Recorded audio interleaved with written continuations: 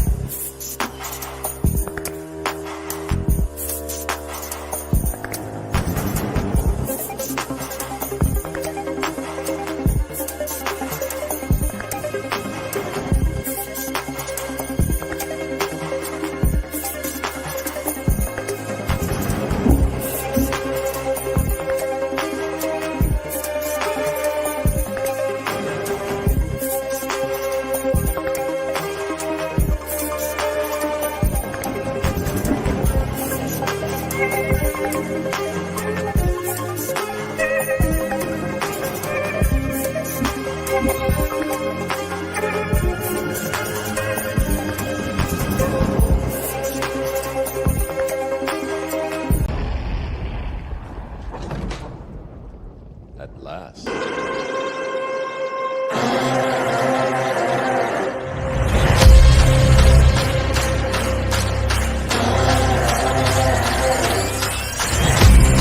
The king's back and the throne's mine.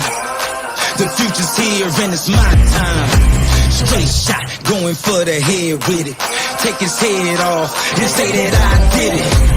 Good riddance. Say hi to the bad guy, I'm back in business. If you took what's mine, I'm back to get it. There's nothing you can do, I'm back with vengeance. Now turn me loose. Now turn me loose.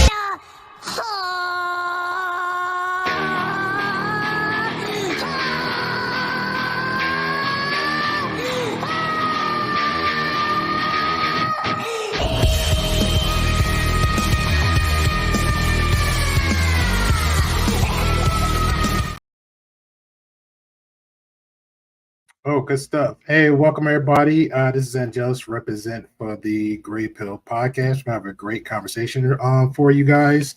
We're going to be discussing a lot of the, I guess, the male nature and have some, or we're going to compare the two, male and female nature. I knew of a content creator by the name of Priscilla, also named Clark, go by AKA the Queen Maker, and a lot of the YouTube spaces. We'll definitely give her flowers for her accolades. She has written about, I think, like 3 books. I will show her website. Written 3 books. Worked well within the media, outside of YouTube, and just recently YouTube for a few years. Been a lot of multiple platforms. Had a lot of interviews with a lot of well-known people. If you care to take the time out and look. She has joined and served our country. Thank you for that. At the age of 18 for about 8 years. She explains reasons why of that. So let me just show her website. So you're more than welcome to go through and check it out. Is it here? I just want to have her website up here.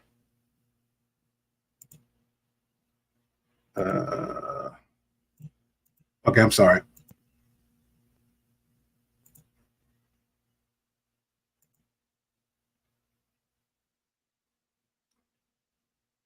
Okay, cool. So you're more than welcome to check it out. The Queen Maker, her website. Make sure everything all part of my end.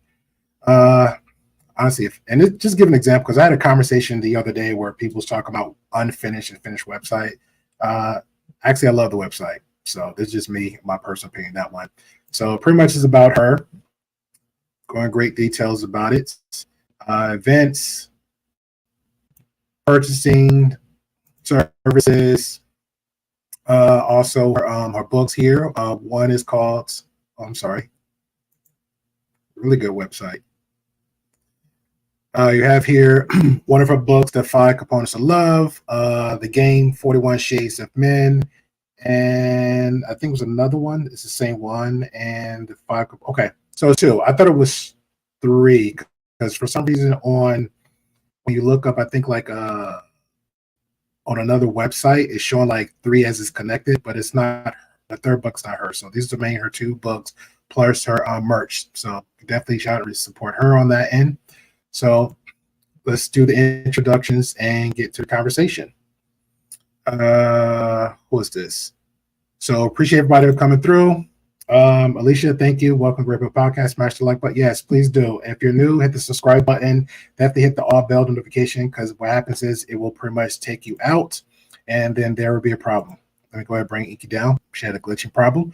WG, appreciate you. Thank you for coming on through. Leah, like always, thank you. Feminine, yay. Appreciate you again. Thank you for coming through. You are a regular now. So thank you. You're not a guest no more. You're part of the family. OG, appreciate you like always. Definitely stick around for the conversation so we can see how this goes. Okay, so let me start introducing people. We have JP, the Angry Ginger. If you'd like to introduce yourself and your channel and all that good stuff, please, sir. What's happening? I'm Angry Ginger. I run the Angry Ginger Productions channel. We do political content. We like to laugh. We like to have a good time. You can catch me on Angela Night Show sometimes and sometimes here with the Great Pill Podcast as well. I appreciate you. Dame, how you doing, good sir? If you mind, introduce yourself. What's up? Damien. Some people know me like Can I Get Some Podcasts? It's a podcast I ran back in the day. You know, I'm gonna get back into it, but it's something I did. You can now find me. I'm like the David Ruffin from the Temptations of YouTube. You don't know where you're gonna find me, so I might be on anybody's panel. So good to be here. All right, appreciate you. Ruby from I'll Be That News, also a co-host here. So you'd like to introduce yourself, madam? Okay, well, I'm Classic Ruby. You can find me at classicruby.com. I've done lots of things, radio, YouTube, billions of panels. Currently, as was just said, I am currently doing I'll Be That News. Our main day is on Thursday nights, where we're just trying to give you unbiased news that you might actually care about without, trying to tell you that, the same old narratives are what's really important. So hopefully you guys will take the time to check that out. I'll Be That News. Or you can check out my website, classicruby.com. All right, good stuff. And all their links will be below, especially shout out to Btaylor because it was an interview that she had an interview with Priscilla. So her main link, so it won't take up none of her content, just the little key points I saw that we had the discussion about. So if you want the full context of the conversation, the link of Btaylor's channel will be there below so you can see it in its entirety because it's 4 hours and we don't do the long stroke over here. Well, we definitely don't try not to. Shout out to Inky. It just showed you it was clear, Inky. I don't know why. Hold on. Let me bring it down and bring it back up. Inky, if you want to reboot, that's fine. Inky, say something real quick. It keeps shutting off. Okay. Do you want to just restart and come back? Okay. Okay. We'll bring Wes up. All right, she's rebooting. All right. Wes, good sir, if you'd like to introduce yourself. Good evening, everyone. My name is Wes. You can usually find me here at Great Pill Podcast. I really enjoy intellectual conversations. That's why I spend my time here. And on the side note, I really enjoy putting Canada in its place. All right. And don't forget California. We definitely got to add California on that list. That's the only thing. California just needs to fall off. We need to have the big one already. Let it fall off.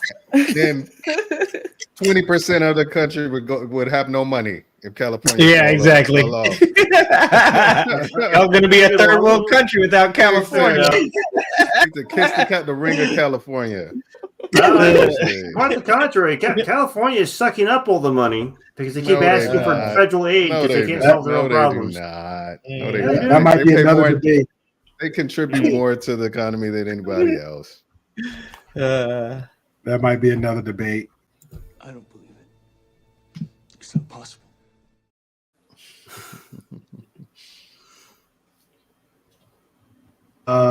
Ashley, welcome. If you don't mind, introduce yourself and where you hail from, good lady. Yeah, hi. So I am Ashley XOXO, also known as Not Your Everyday Ashley. That is my YouTube handle. You can find me everywhere and anywhere. I'm pretty random. I like to talk about a lot of controversial topics, specifically kind of centering around relationships between men and women, whatever those may be. You can also catch me on Modern Day Debate quite often. I'll be on there this Thursday, just debating all kinds of debaucherous topics as well. But thanks for having me. I appreciate it. And also, make sure you get your flower because you'll be selling yourself short sometime. She also had conversations with Destiny, had debate with Zerka. Anybody know the crazy guy in the space? So that's also Ashley too. So you'll definitely catch her not backing down from a debate or conversation. So I appreciate her. Thank you. You're welcome. And last but not least, but we're waiting on Inky to come on through.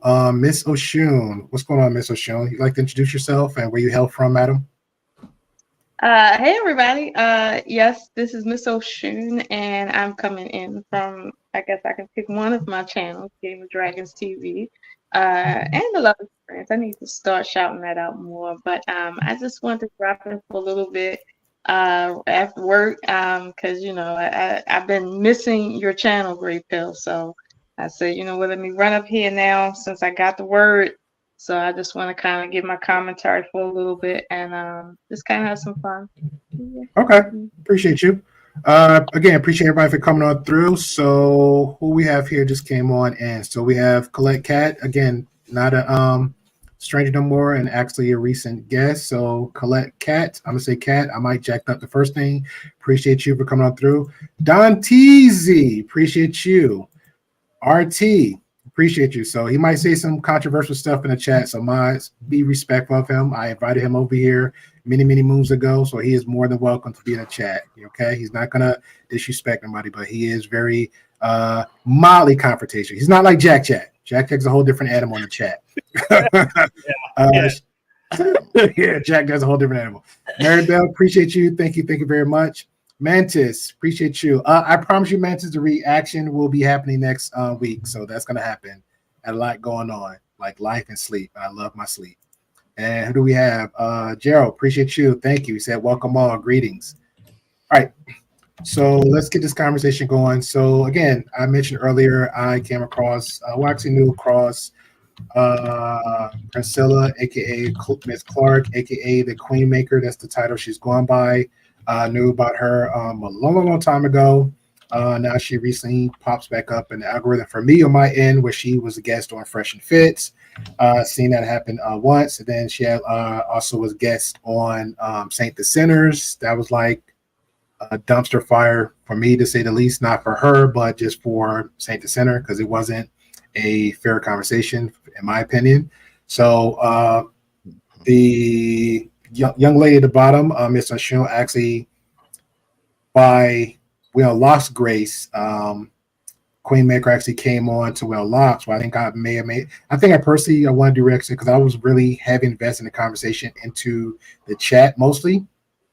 But I figured this conversation with Btaylor, the interview Btaylor had with Queen Maker, it was a lot of stuff because she was sharing a lot of her perspective on stuff. So I felt like that needed to be kind of shared over the whole group, and I didn't want to feel like too biased about it and poking the bear. So see what everybody's thoughts on it, and that's pretty much what we do here at the TheGreyPillPodcast. Everybody share their opinions and perspective, everything.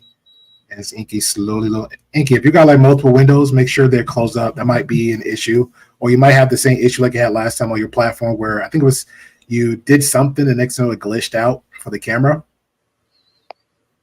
If you want, you could just cam down since you're having technical difficulties. We're not going to rush you. I'll let you go. Girl. Okay. Thank you.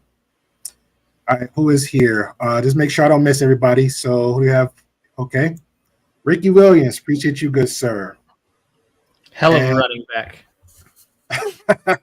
Oh, man. I'm going to send you an invite, Ricky, because it was something we did a mild reaction to with some boxing. So he's a fan of boxing, a real fan of boxing, hardcore, angry. So I'm gonna see if I can invite him for that, for I guess next Saturday's coming, so I can get his expert opinion on it. We're talking about Zerker. So, but I got a whole 3-part: Zerker, Sneeko, and Andrew Tate. So I want to give everybody's formal opinions on that. I think it'll be Lord. I think we gotta watch that. Oh, yeah, dude, we gotta watch that. It's gonna be a fun little thing going on Saturday. So Yeah, who else we have up in here? So appreciate you, Ricky, for coming up through. G Gab, appreciate you. Say Tommy Temper has you on the screen, and I dropped your live link for. Oh, I appreciate you. Hey, tell Tom I said thank you very much. One of the favorite Canadians out there. I love my Canadians. I think I'm gonna divest. Y'all just don't know. I'm gonna divest, move to Canada, give Inky a ring, then come back to Alabama. In that order. Who I'm missing? Shout out to Ron. Ron, appreciate you. Come on. I guess that's for somebody. All right, so let's get the reaction going. So this is first one. Thank you, Red Lipstick Vibes, for sharing this. We had a conversation on her and a little bit about certain things, and we'll see what everybody thinks.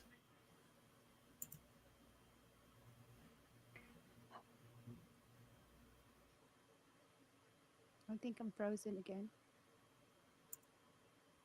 All right, 1 second, I want to blow it up so everybody can see it. You can only help him find it within himself. Everybody knows a man.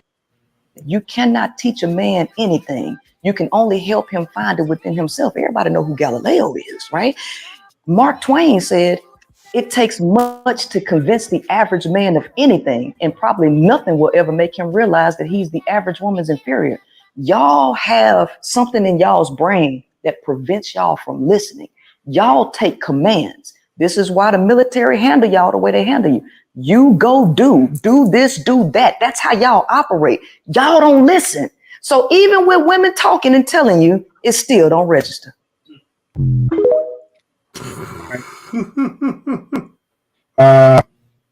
Opinions? She nags too much. So the 30 seconds, you got that off from 30 seconds something? All right, cool. Anybody else thoughts? I mean, she's not wrong. I've been to Pendleton before. They call them jarheads for a reason. So I don't know. I don't have a lot to. That was a Marine that told me that shit. The biggest Asian I ever seen in my goddamn life. We were running furniture installs. They'd just throw a rope over the second story balcony and just grab the couches with it and just drag the whole goddamn couch up the side. Yeah, I don't know if she's wrong about that. It's hard to teach dudes anything. I don't know, that whole thing about, like, because I was in the military and the female TIs, they yelled at the women and the female airmen just the same way. It's a tactic to, like, break down any mental barriers that you got so you can start to rebuild them. It has nothing to do with they need that in order to learn anything. It's just a way of disarming the new recruits. Yeah, and I feel like, and I've watched a couple of things of her. She quotes a lot of, like,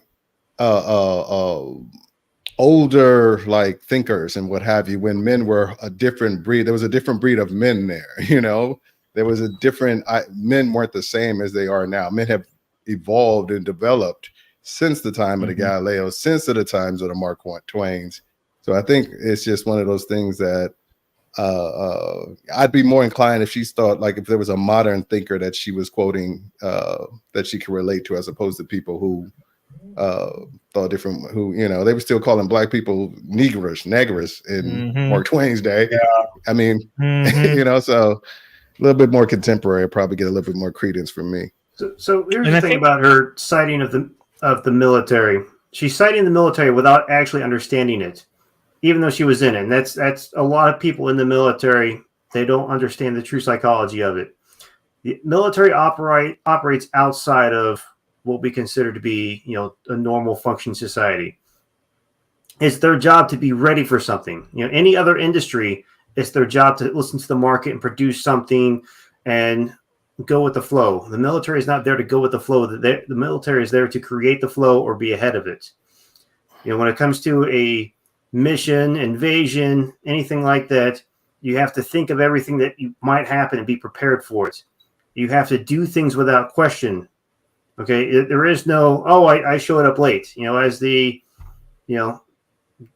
dame would let you know as well, there's such a thing as missing movement.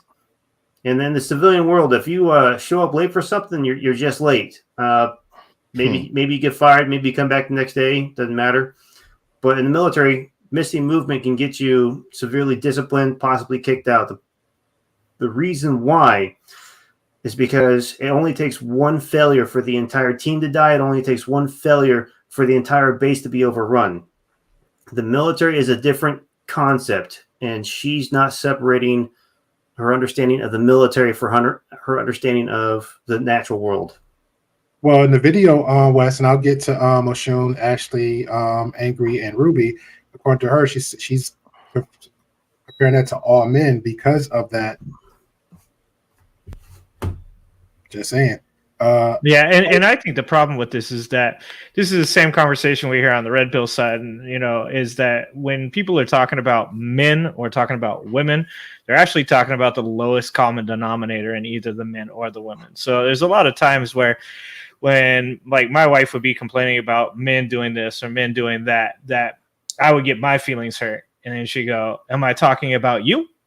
And I'd have to think about it, and I go, "Well, no, I don't do those things." Then I'm not talking about you. I think that when you have red pill dudes saying women do X, or women are bad because they take all your money, or women are always cheating, all this, it's like they're talking about the women that they have experiences with. And I think in her case as well, obviously, that she has had bad experiences with men, and that there's plenty of men out there that don't follow along with the type of example that she's setting for them as being like, this is just like a generic everyday dude.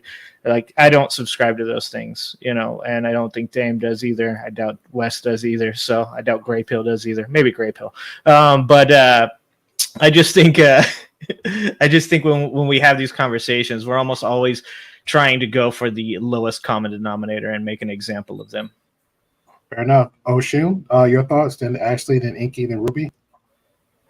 I would say I find it interesting that Mark Twain said that piece that she quoted. I would like to just kind of know more about that. I just find that interesting that Mark Twain said that. But to her overall point, I think she kind of argues both ends from the middle. When I have heard her say before that women are the ones that take orders better than men because of their very nature. So for her to say now, and I haven't heard this clip before, that men naturally are the type that hear orders, take orders, and they're not ones to think in terms of creativity and, let's say, elevated cognition. That seems to be arguing both ends from the middle for me. It's like, which one is based in taking orders? Which one is the creative? It's almost like you're saying both men and women are both things. And I mean, not that I would argue against that, but it seems like in one breath, one setting, she wants us to understand that men don't think, they just do what they're told. And then in another breath, based on the context, she kind of adds this trait to women as a positive for women that men just don't have it in them to do. So I'm a little confused, actually a lot confused on that point by itself. Now, I've never been in the military, so I can't really speak to how one separates, I guess, civilian life from military life as far as like, how people think. But I'm just trying to follow along with what her point is, right or wrong. And right now I'm having trouble with just this point that we just heard, given the other rhetoric that I've heard from her. Okay. Miss Oshun, are you from Baltimore? From Maryland? Yes, I'm from Baltimore, Maryland. Okay, yeah, I can tell the accent. Okay, hold on, time out real quick. We need a lesson. You gotta do a lesson. Do me a favor, one of the mods, can you time out black pill back shots? We don't do that. We don't do name calling here. We don't do disrespect. I gave the same example for I had a guest on a panel want to do name calls to one of my chat members. Want to involve yourself? Time them out, please. You don't have to ban them, but time them out. So lessons need to get learned. Thank you. I appreciate that. So we don't do that here. All right. Ashley, your thoughts? Yeah. Real quick to the black pill shots. I've heard Miss Oshun on here a few times, and she actually has a lot of really interesting points. I've agreed with her many times, so I would disagree with that. But I I think that I would agree with what Angry Ginger said. A lot of times, people that are saying things like this, they're coming from an anecdotal point of view, right? They're specifically. I would take it one step further to say that a lot of times they're projecting onto others, kind of their bitterness or their point of view or whatever their experience may be. And there's nothing necessarily wrong with that because it can be applicable to a lot of situations of people, right? But where I do think, and we're just getting into this also, I'm not saying necessarily this person in particular, but what I do see is that when a lot of streamers, YouTubers, whatever, start to become kind of more popular, right? They start to get a little bit of notoriety and followers, yada, yada. They do start to kind of tend to pay too much, this is my opinion, pay too much attention to what's trending, what's getting them those views, what's getting those likes, what's bringing this in. And then they kind of turn into like a Pearl Davis, for instance, where you're just going to regurgitate what, the vast majority of your audience, your demographic, the people following you and what they're looking up to find you, what they want to hear and what they're interested in. So I think it could be a combination of personal experience and or bitterness. And then also projecting that onto others, but at the same time regurgitating talking points because it's a popularity contest and it's going to get you those super chats and those followers and make you YouTube famous. Also, I was in the military. I can relate to by saying that me personally, I joined the military specifically because I did need structure and I did want to take orders. So I don't know. I saw it for men and women alike. I was also in the Air Force. I think Damien and I talked about that before, but shout out. All right, good. We need to have both y'all on next time. Madrill hop his butt over here because he just hating on y'all. For some reason. Inky, thoughts? You're muted. Are you fine? I can go on to the next if you want. There you go. Good? You're not muted. Hey, Can you still hear me? Yes, yeah, we hear you. Sound wonderful. Thank you. Beta. Okay. So as far as her whole conversation on the military am I muted still? No, you're good. Oh, okay. Okay. I have to, well, in some cases I kind of agree because the military helps bring you up. Well, it takes someone that has a really big ego and it knocks them down. And then it takes the ones that don't really, they're not secure with themselves. It kind of brings them up and they're all on this like even playing field. And then they bring everyone up at the same time. It helps teach, for instance, like it gives them structure and those types of things. I don't know too many men that are really good at taking orders, especially from a female, unless they've been in an environment that is very typically like that. And that's what I caught from what the woman was saying. That's how she was explaining it, was about men taking orders. And I guess I don't understand it at all because I don't know too many men that do unless they were in the military. Okay. And even then, it's kind of questionable. Okay. Ruby? Princella is full of it. And I say that only because she figured out, quite frankly, that if you're telling people what they want to hear, you don't even have to make sense, nor do you have to be consistent. And it's perfectly okay for something you say right now to 100% conflict with something you might have said last week, right? So Miss Oshun pointed it out. And I'm really glad that got brought up early, right? Which is that she's literally said the exact opposite before as one of her points, right? In favor of women, right? So it's like, okay, wait. So when women can take directions and they really are good at working within the structures and confines that someone else lays out for them, right? Then she can paint that in a way to say that, well, that's men. So if your woman ain't ish, if your woman's not this, that, and the next thing, well, it's because you're failing as a man to be a leader, and to set that out, because women just love to be told what to do, and women just love when you give them structure and this and that and whatever, right? And it's actually a strength of women's, and it's a failure in men that, when roles are reversed and women are the ones in the leadership position and are able to give that structure and the direction, that men are just incapable of following it, right? But now all of a sudden it's the opposite, right? And it's just like, dude, logically you're inconsistent. You're not making any sense. And so it seems to me as though there's not actually an underlying inherent point that matters. The point is simply to backhand or pimp slap men in their character and whatever possible, so you can put them down, knock them down a few pegs, and prove why men suck and women are better. So that's just what it seemed like to me. Otherwise, the point was almost pointless. Yeah, it kind of goes back to what Angry Ginger said about the whole fresh and fit thing. Like, it's the same formula, but just it's a woman doing the same thing.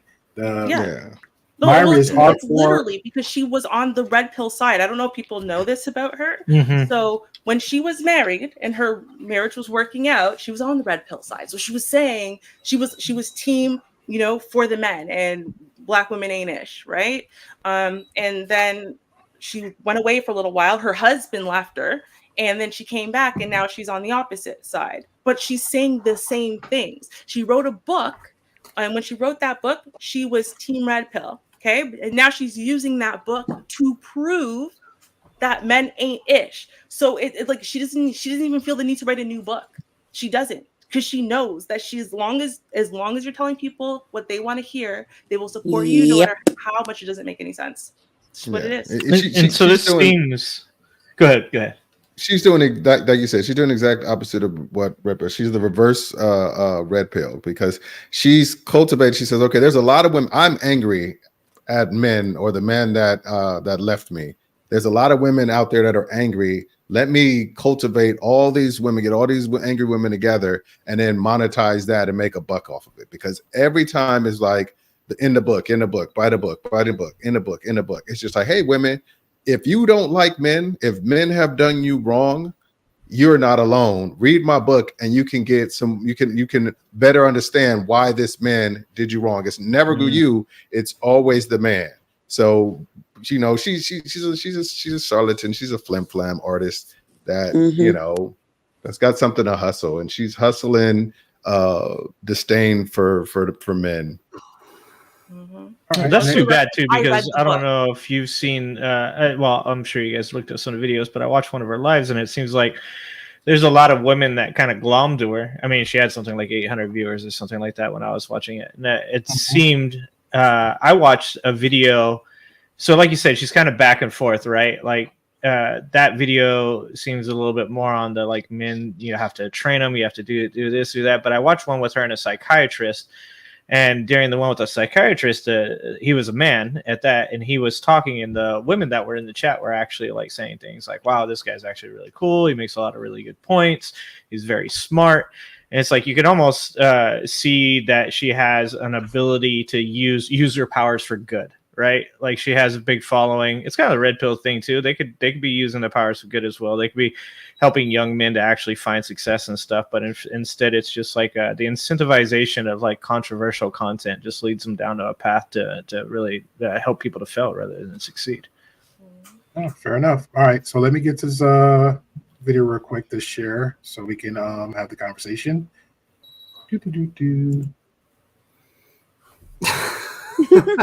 Yeah, Ruby. Oh, that was me. I apologize. She is really pandering again. Always pandering. Always pandering to the highest common denominator right here. I'll take that. I will take that.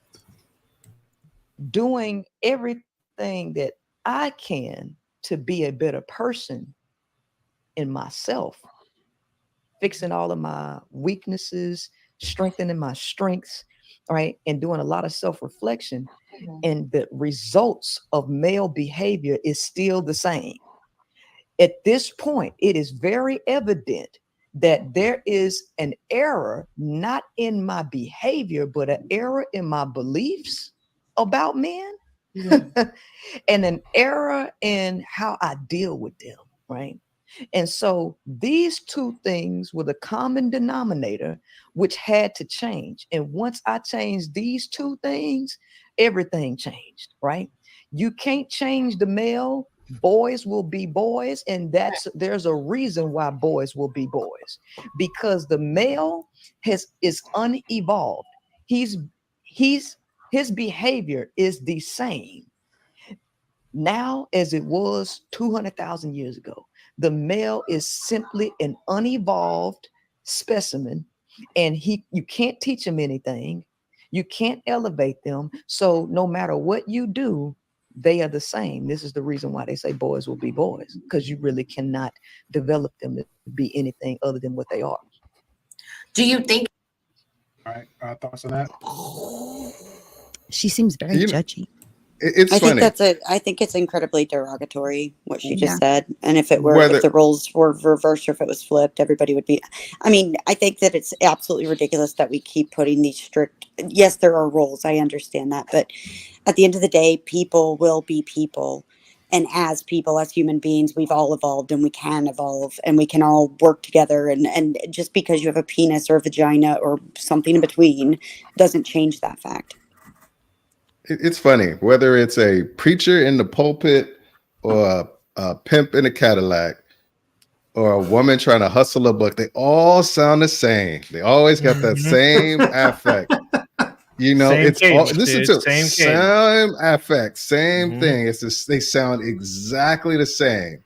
Hustlers hustle, and they have used the same methods and affects to appear more intelligent than they might actually be, or insightful, I should say, not intelligent, insightful than they might actually be. It's astounding to me.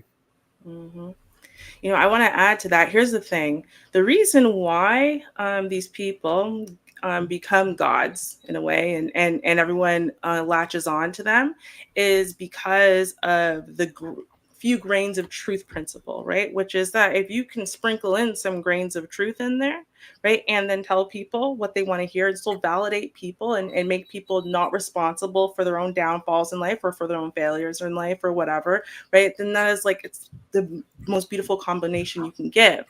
Right. So this is where, for example, a lot of these sectors now, and I kind of low key blame myself, because when I first started speaking on panels in the manosphere, 7, 8 years ago, I'm the one who brought evolutionary psychology, and no one was really talking about it at that time. And I was talking about it, and now it's being bastardized, right, and weaponized to just prove people's points, and they're dismissing the whole of it, and they're just taking little grains of truth that they can find that support their point and dismissing everything, right, bastardizing the real conclusion, and so on and so forth. And that's what Princella just did. Okay, the idea that men are unchanged and have been unchanged since basically hunter-gatherer societies, that's true.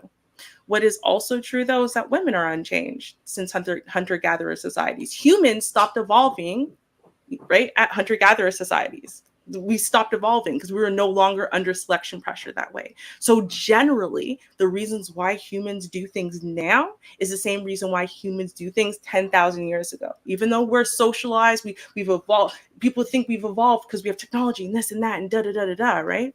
But what are young kids afraid of? What are adults afraid of? Are we afraid of spiders and snakes automatically? Or are we afraid of guns and cars automatically, right? Well, we're afraid of snakes and spiders, and we can identify them in half of a millisecond, like this, from like birth. Why? Because that's what we evolved to fear, right?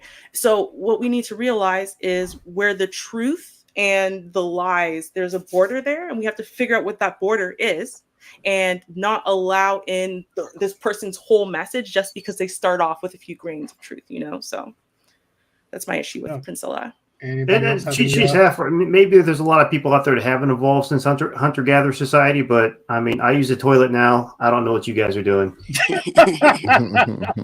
Fair enough. Okay. Any other thoughts before I move on? I think that the word evolve in and of itself, though, is a telltale sign. So evolution. So I don't know. It was interesting. Ruby said like spiders. I get what you're trying to say, but then you said like cars and guns. Like, I don't know. I think that. So I can elaborate on that.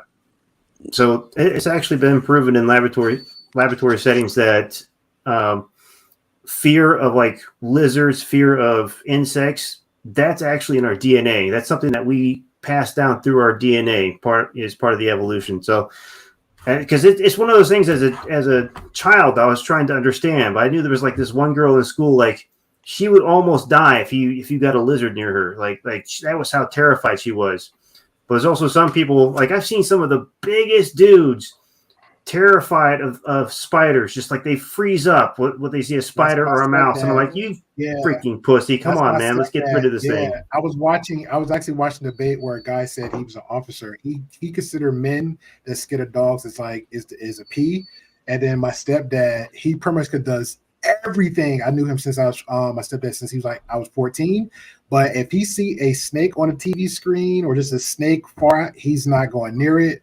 He has a retirement home, so it's like cats all around the house, just kind of woo off the snakes. He's not dealing with. He'll deal with everything else, but snakes he just won't. He won't do. Here's the thing: you can train people, right? So we condition our kids all the time to not be afraid of things maybe they should be afraid of, like dogs, right?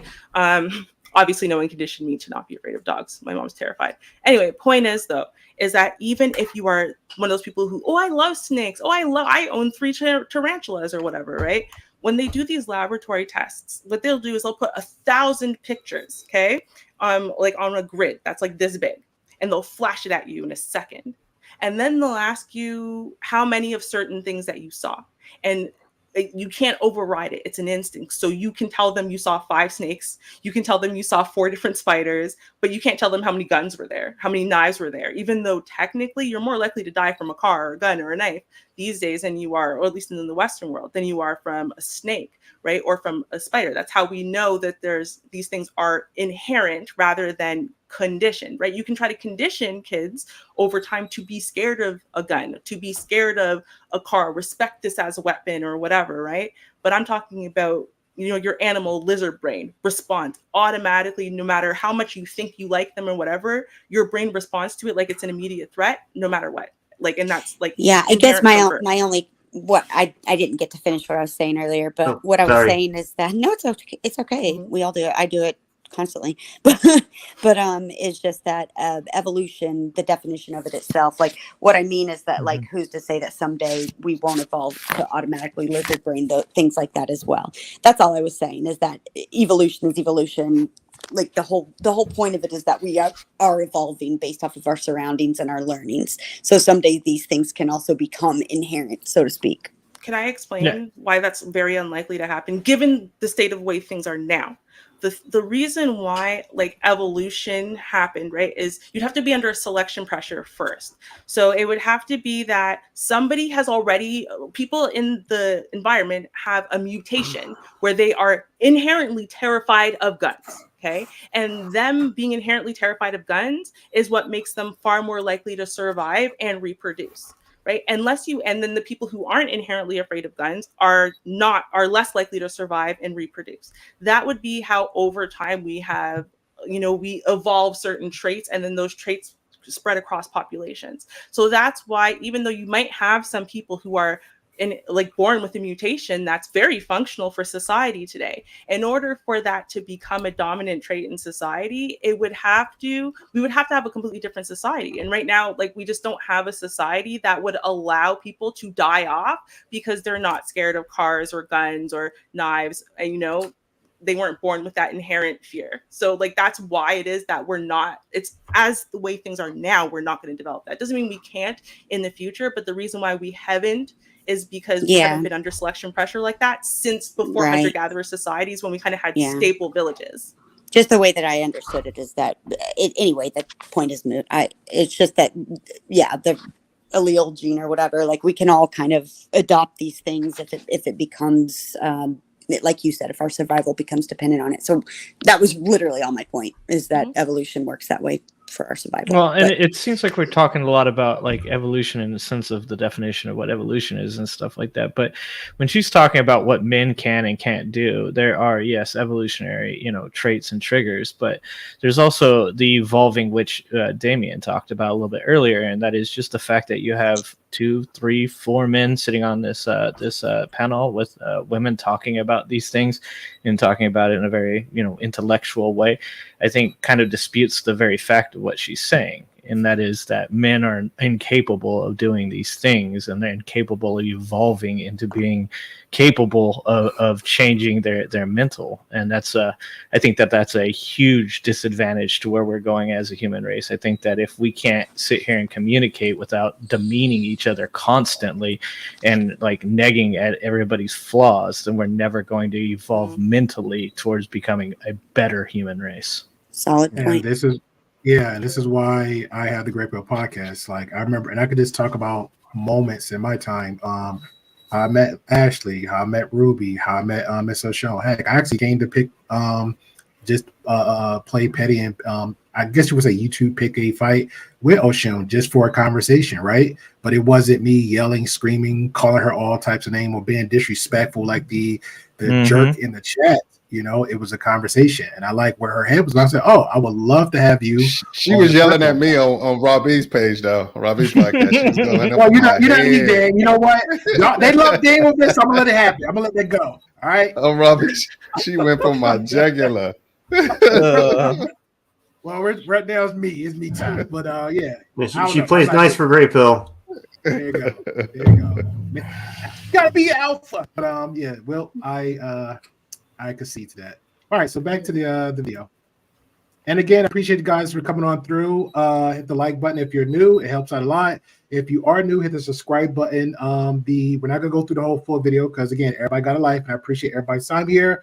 And the link to the full conversation will be linked below. So I appreciate Btaylor for having the interview with Priscilla. All right, let's get it. It's because of the patriarchy where they don't need to change?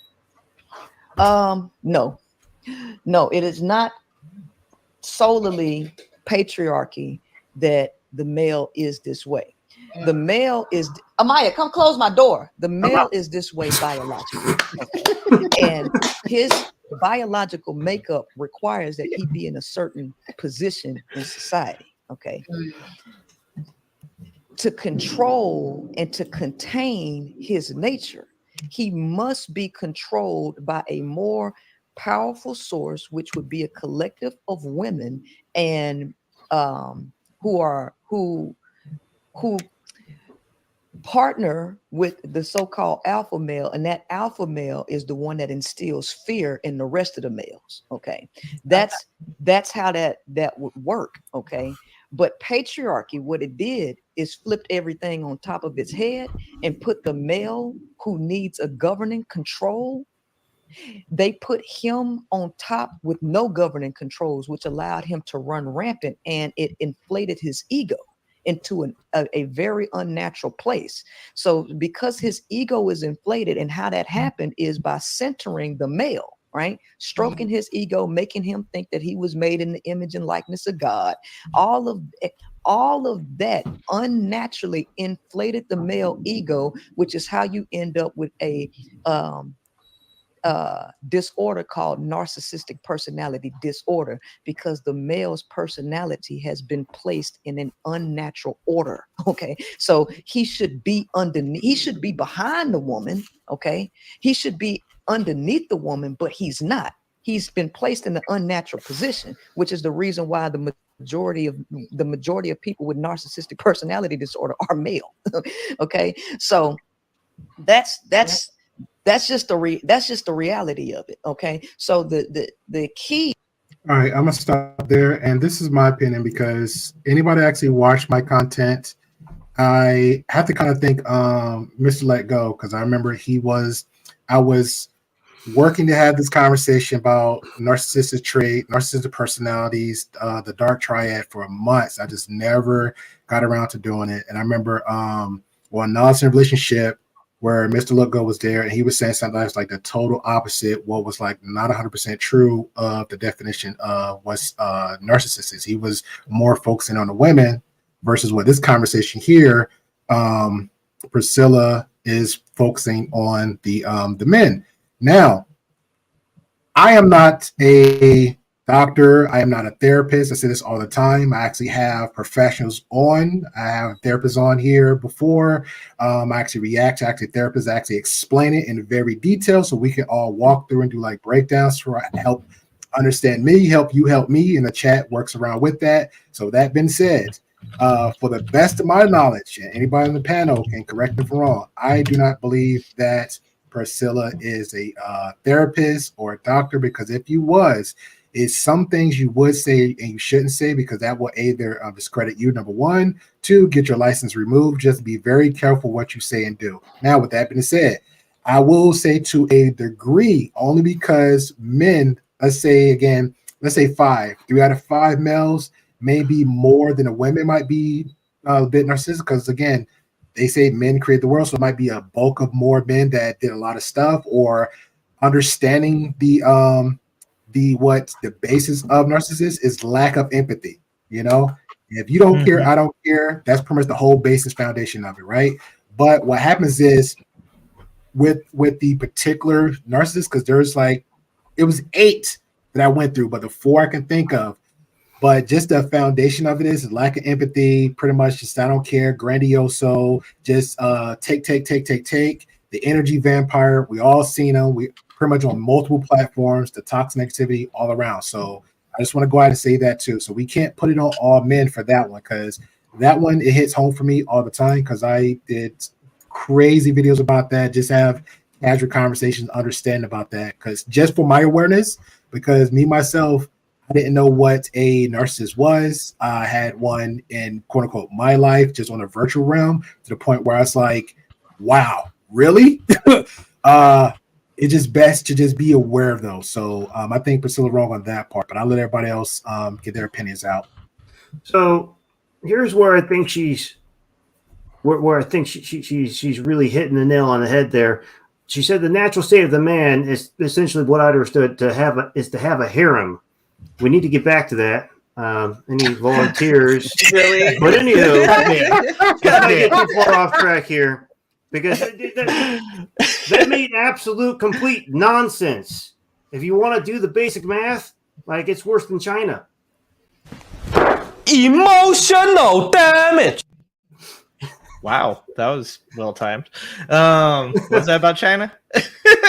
No, think about it. Like the actual mathematics there does not work out. So now to explain how I view how men and women go together, men and women are inherently different. There's nothing wrong about this. Some of these communist teachings and modern feminist teachings are trying to demonize these differences. Mm-hmm. So men, typically one fashion or the other, on the average, are typically thinking of the future in some fashion. Okay. Females, women, in some fashion, always more focused on the now.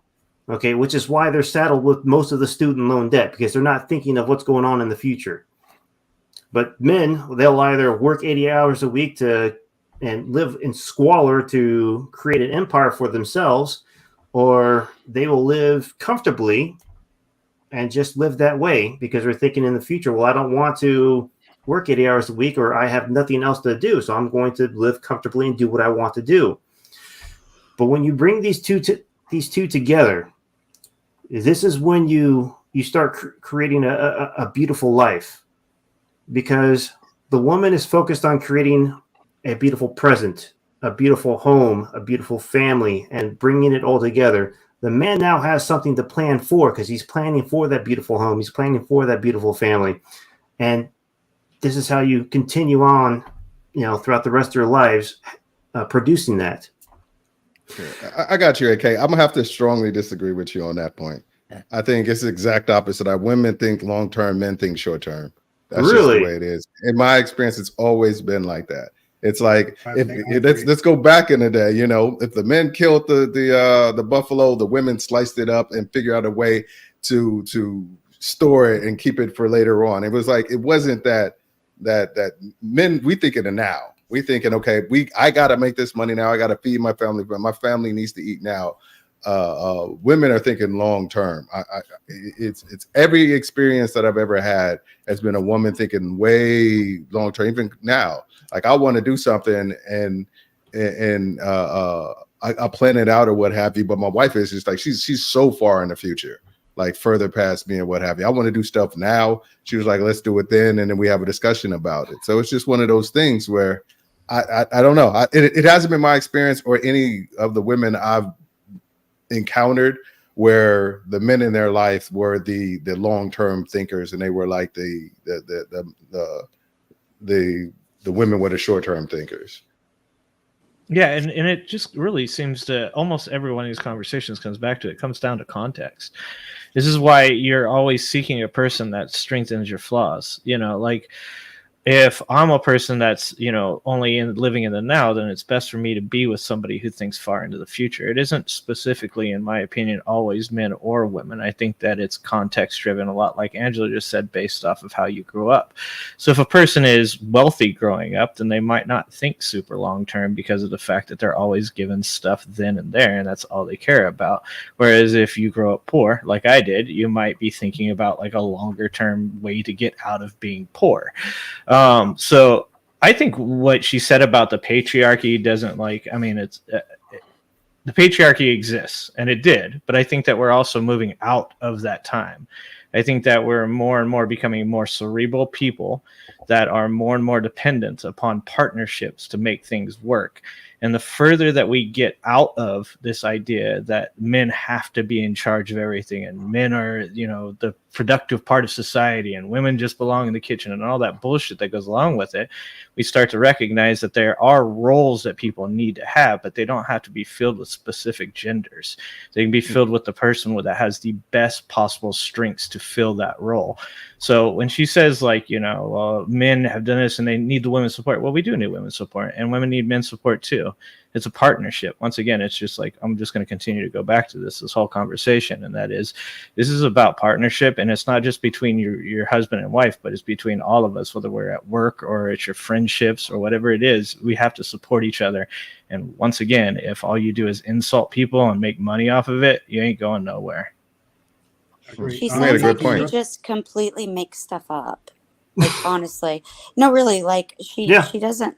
I mean, she like factually, like, I guess, you know, on record, like there's more diagnosed men with narcissistic disorder than women, but at the same time, her reasoning for why that is so is completely just from her own imagination. Junk science. It is junk science. It's and from my understanding, anyway, I might be wrong, but from my understanding, there's not even enough research behind why that's so. As in, like, do women present symptoms differently? You know, like there's more women with bipolar disorder. There's more women that are clinically depressed and on medication than men. Like, there's a lot of these things that can go tit for tat or back and forth, but it's just the reasons that she says everything. She sounds like a quack. She sounds like she should be selling like chicken feet out of her back door. I don't know what she's doing. Do you also think that maybe she's looking for certain reasons to like feel like a answer to a question? Like, does she have things? Because to me, it sounds like she has things that she's experienced in her life, and she's found the answers that she likes, and then she projects them onto everybody. This is her rationalization of why this happened. Because God forbid it be just that, you know, I am a failure as well, and that or had bad luck. It doesn't even need to be a failure, right? Like, it could just be. No, you're right, but I guess that's my opinion. Somebody that's coming across that hardcore with these opinions seems to be projecting like this. It's because, I don't know, typically anyways, when I've done it myself or I've seen friends do it, it's because of an insecurity or a sense of personal failure in a way. Like you're coping for something. That's where I get that from. Yeah, anecdotal experience. I can understand that. Yeah. Well, okay, I would say this. Oh, go ahead. Oh, sorry, go ahead. Inky, your thoughts before we move on to next? Firstly, I'd like to say she sounds like she has like a very, very masculine, like outwardly position for a female. And Ashley was correct. So I looked it up, and it's the disorder, the narcissistic personality disorder is like only a 50 to 75% difference, like per men versus women. And there isn't enough information that, because women show their symptoms differently, that there's not enough evidence behind it to say that it's not closer to a 50-50 or even split. Yeah. Because men typically, when they're being narcissistic, they're that, you know, that knight in shining armor until they get, you know, to like kind of reel you in, and then it's more like the abuse kicks in. Versus women, it's a completely different onset of how they project themselves. Because we're manipulative. Women are more mentally manipulative, and they'll try to manipulate more in a financial sense than where men will manipulate you more using sex type of thing. They know that's what we're drawn to, is that closeness as a woman. Naturally, we want closeness, which takes me on to the seed part. So don't laugh at my terminology. Men tend to want to spread their seed as much as they possibly can. That's they think in the here and now. If it's an animalistic behavior that has been on for centuries, you naturally want to procreate. Men naturally want to procreate, and the act of procreating is what? Sex. Okay. So women tend to need that security, like they know they're protected, which, I think she did portray that in a kind of a sense, but she still was speaking very masculine about it. That's about what I had for my notes. So I was actually pretty on point with Ashley and how she explained it. I was like, yeah, she nailed it. I think she nailed it really well. Before you go, Ruby, I just have to jump on that one. Maybe that 1,001%. I knew in high school I wasn't no daggone kids. I used protection. Just looking at. See, you thought ahead. That's what men do. Well, you wanted to have sex, though. Yeah, that was the now. Yeah, it's at the moment. See, that's the thing, though. He thought ahead. This is why women have so much student loan debt. They don't think ahead. If it was true, though, that men wanted to spread their seed and reproduce as much as possible for population growth purposes, the fact that they do, not the fact, okay, but if that were true and if that's what they're doing, them going around and just actually having this many illegitimate children, you're not setting that child up for actual survival, though. Like, if it were truly about survival, then it would be more of either maybe a harem situation or a tight family unit, and that is the man securing his seed and the future of his namesake, right? So this whole ideology that men just want to go around shooting and squirting into everything is so stupid. Thank you. That's a hole in a watermelon. It's a natural. We're talking about a social evolution as well. It's natural for me too to want. Wes wants a harem, so yeah. No. Hold on. I got because Ashley about to say something. I'm not judging. Say what you got to say. So Ashley, say what you're about to say, and please say it, because it's like women need to say this too, because it's on both ends. What you got about to say, Ashley? Yeah, well, I just hear a lot of people say that it's in men's nature. It's in men's nature, and again, this perpetuates the culture of sex shaming for women. It is also in women's nature. I like sex too, not just for the closeness, because I want to get a nut, and I enjoy getting a nut with some D. Okay, and that's natural, and that's okay, and it's healthy. And to just say that oh, well, it's in men's nature to want to get that nut. It's in women's nature to want to, just feel close. No, F that. Do you see how good I'm being, Greypill, by the way? F that. F that.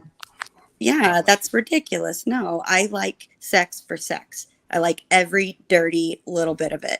And I think a lot of women do. And I think that culturally we're shamed not to, or it's supposed to be because we want some kind of emotional attachment.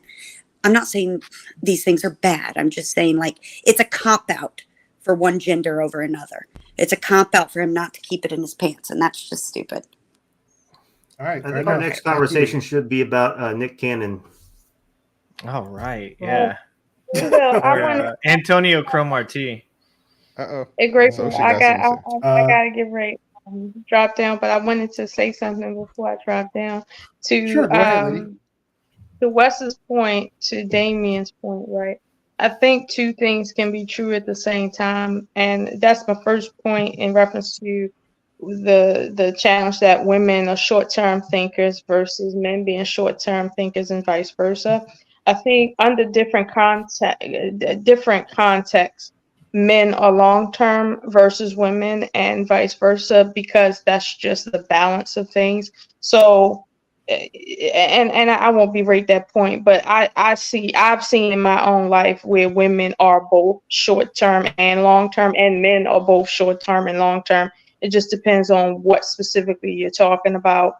If children is involved, if money is involved, but the circumstances are unstable, or money is involved and the circumstances are stable. So, in my opinion, though both those things are true, it's not either or. But to the second point about Princella, what she said. What I'm interested in is the prior statement that you played. She said that men have not evolved since hunter-gatherer times.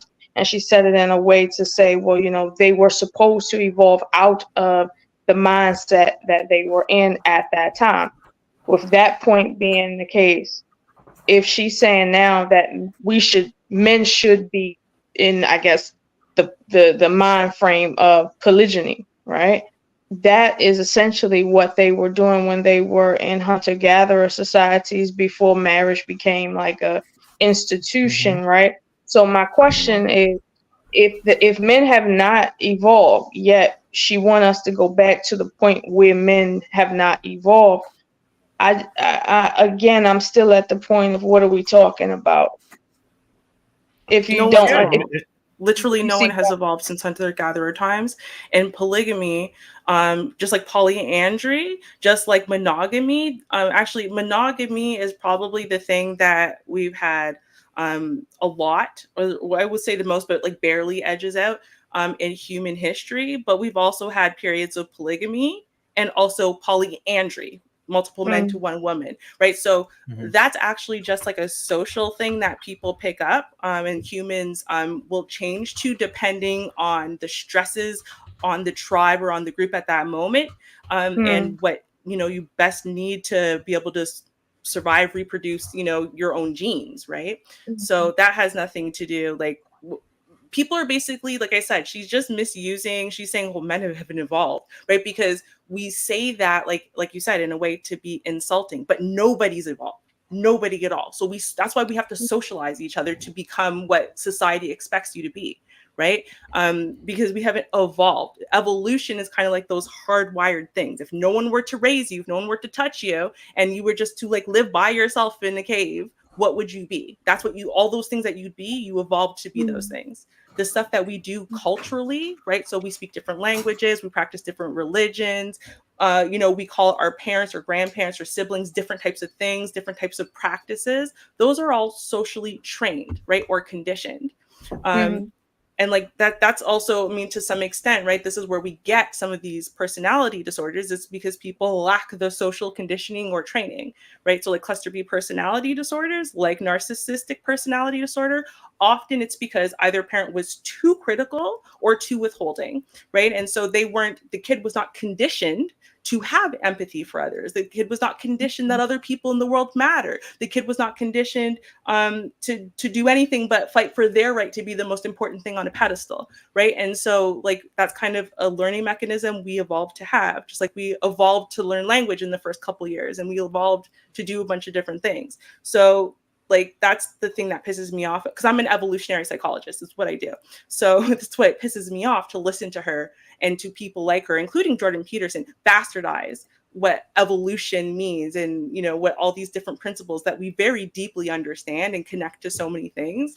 Like she's bastardizing it because she knows what women are saying about men. Because they're just a bunch of cavemen. Women are highly evolved. Women are this. Women are that. That's why she does it, right? Like Ruby, real quick, to piggyback off what you just said, and it's a quick point, but like I think it's also really, really important to just give all of us, everybody watching and listening, and us on panel, a reminder that the people we see in these spaces, in this like super autistic red pill, black pill like corner of the internet, the men especially, right? Like, well, women too, but in this scenario we're talking about men not evolving.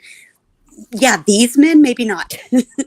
But like in real life out there's so many men that are an actual part of my life, family, friends, coworkers, people I've gone on dates with that are, I guess, way more quote unquote evolved than the idiots that preach on these panels about the most hypocritical stuff. And I think that when she says things like this, it's a lot of... Hold on.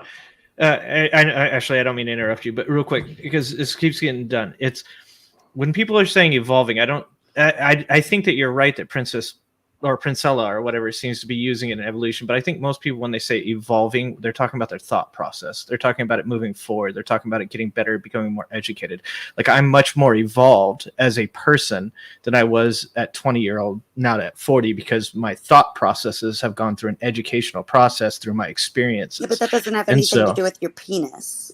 Yeah, Well, your hasn't basic used instincts evolution are either. No. your basic instincts are the same. There's your base instincts. Biology. Your No, biology. I agree, Ruby. That's not evolution in and of itself. I'm just saying that I feel like she's projecting a lot of her feelings based off of specifically maybe her experience with her ex, coupled with the fact that most of the loudest people that are barking out there on the internet are the fresh and fit type panels and things like that, where it is a lot of people hurt people. Exactly. Like that's what I meant. Like I think that if I were specifically referring to some of these backwards ass red pill content creators, then I might agree with her if that was my only example, right? So sometimes on the internet, I feel like we forget that, like in real life, our brothers, our fathers, our coworkers, our boyfriends, whatever, they're not Myron Gaines, they're not MLD, they're not Rolo Tomasi, right? Like these are regular nice people.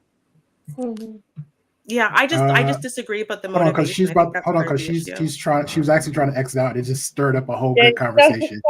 No, it was good. In fact, half an hour. Yeah, that's good. That's what's supposed to be. That's a good conversation. Miss Oshun. You have anything else, lady? Good talking with you guys. All right, thank you. Bye. I don't know why she's reminding me like a little regular call. I got the phone there, like, hey, Great Pill, just want to say thank you for having me on. Like, okay, cool. Appreciate you, Lola. Yeah. Link will be a, Can I just want to sure. Zyrax there says I think Princella was using the word evolve in its literal sense to make a dig at men. I was just pointing out not to Ruby. I think is right in the fact that she's saying that that's how Princella is using it. I think that other people in this conversation are using the word evolve in a different manner.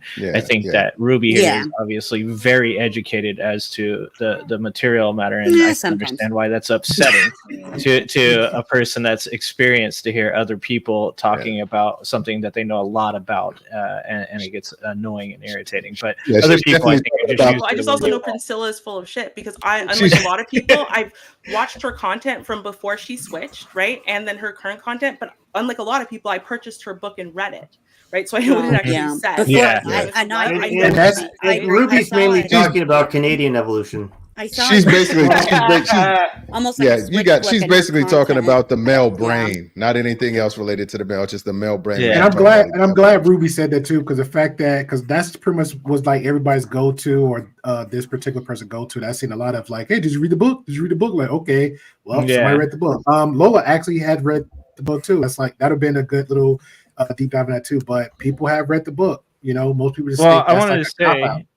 Go ahead. I wanted to say, in a video of hers that I watched, she literally was like saying that there's too many men on Earth. That and I hate saying this because I know that the person isn't here, so it sucks that like they can't defend themselves. But she's literally saying in this interview that there's too many men on Earth and that there should be less men because less men can still impregnate more women, and more women than men is a good thing. So I think that when you're saying that about evolution, that she literally means that. She said like something like men use their lizard brain. So literally something you said just a minute ago. That's a huge talking point going on right now in a lot of Black pill communities by men themselves saying the same thing. Like the ratio from man to woman is just so. I mean, I hear these same talking points from men. Yeah. Are you trying to tell me I'm Black pill, Ashley? No, we're saying you. I was just kidding. No, sorry, I'm just just kidding. He was not gonna let me go there. All right, back to the video. To make my point. Oh man. Here, once I started to see the common denominators, and I'm like, okay, there's nothing that you can do to appease the male. Nothing that the woman does is the correct choice. No matter what, she's damned if she does, she's damned if she doesn't, if she's trying to please a male. Right. So because of this, women should be better. Women would be better off if they're damned if they don't. Okay. You do what's best for you and not what's best for the male. Okay. Because doing what's best for the male has gotten the world in a whole lot of trouble. Okay. All right. So this awakening was a gradual thing that happened starting in 2016 as I started to analyze the discrepancies in the BS in these pro-Black or conscious spaces. So okay, that was because I timestamp everything. So what's your thoughts on that before I move on to Can we just see her Btaylor's response? I'm curious about Btaylor's response to it. She actually goes to another question. She doesn't respond to that. she didn't. Okay. No, she asked. I'll go probably- ahead and play it. I'll go to it, but just to make it clear, she doesn't really respond to it. She just asks another question, but I'll play it out. I when it comes down to like the pro-Black movement and like BLM and all of that, like I started to recognize that first of all, like Black people within itself, we're not a monolith. So we can't just sit here and you know what I noticed that when we do gather together, it is for Black women are on the front lines fighting for Black men. We are fighting for their rights, even when they're wrong, even when they're in the wrong, we're still fighting for them. And what I started to notice was when I started to notice the disrespect and the rise of the manosphere, the Black manosphere, I was like, okay, ladies, okay, well, let's just stop marching for them. We're so masculine, right? We shouldn't even be out in the street fighting for you guys. We should be at home. That's y'all's fight. And I think it's also a race thing, because when you talk about the patriarchy, it wasn't built specifically by Black men. It was built off white men and them in control of other different races where they were conquering other lands, right? They were conquering men, they were conquering women. That's why they're in the place that they're in, why a lot of people praise whiteness, because of their past history of conquering, right? The winner and loser game. But going back to just all right, that was her response. Everybody, quick going around. Everybody good with that? Because I don't want a deep dive on that. Okay, cool. Yeah. The Black community specifically, I don't believe in like this pro-Black movement, but what do you feel about pro-family?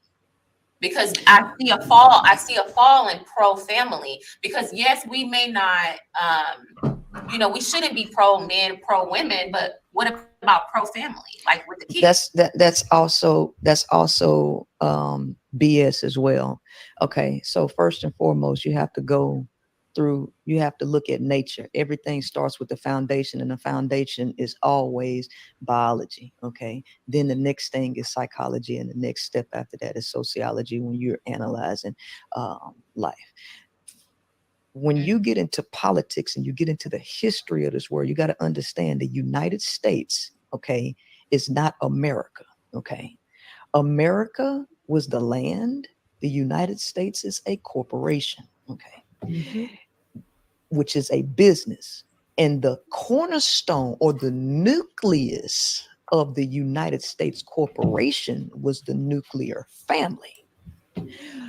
Okay, going back to biology, the basis of biology between men and women is an inverse relationship called sexual conflict, which means that women and men are not to actually be together cohabitating, because they have a biologically wired in inverse relationship. They're literally polar opposites.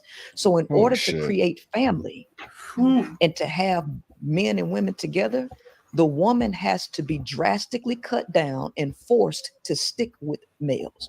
This is an unnatural setup, but it was necessary for the United States corporation to do their business, because this setup creates a bunch of problems. Because the key to a corporation or to run a capitalistic society is you must, one, create a problem, and then two, offer the solution to that problem. You have to be the generator of both of those. The nuclear family is a problem. It creates a whole host of issues. The natural way is it takes a village to raise a child.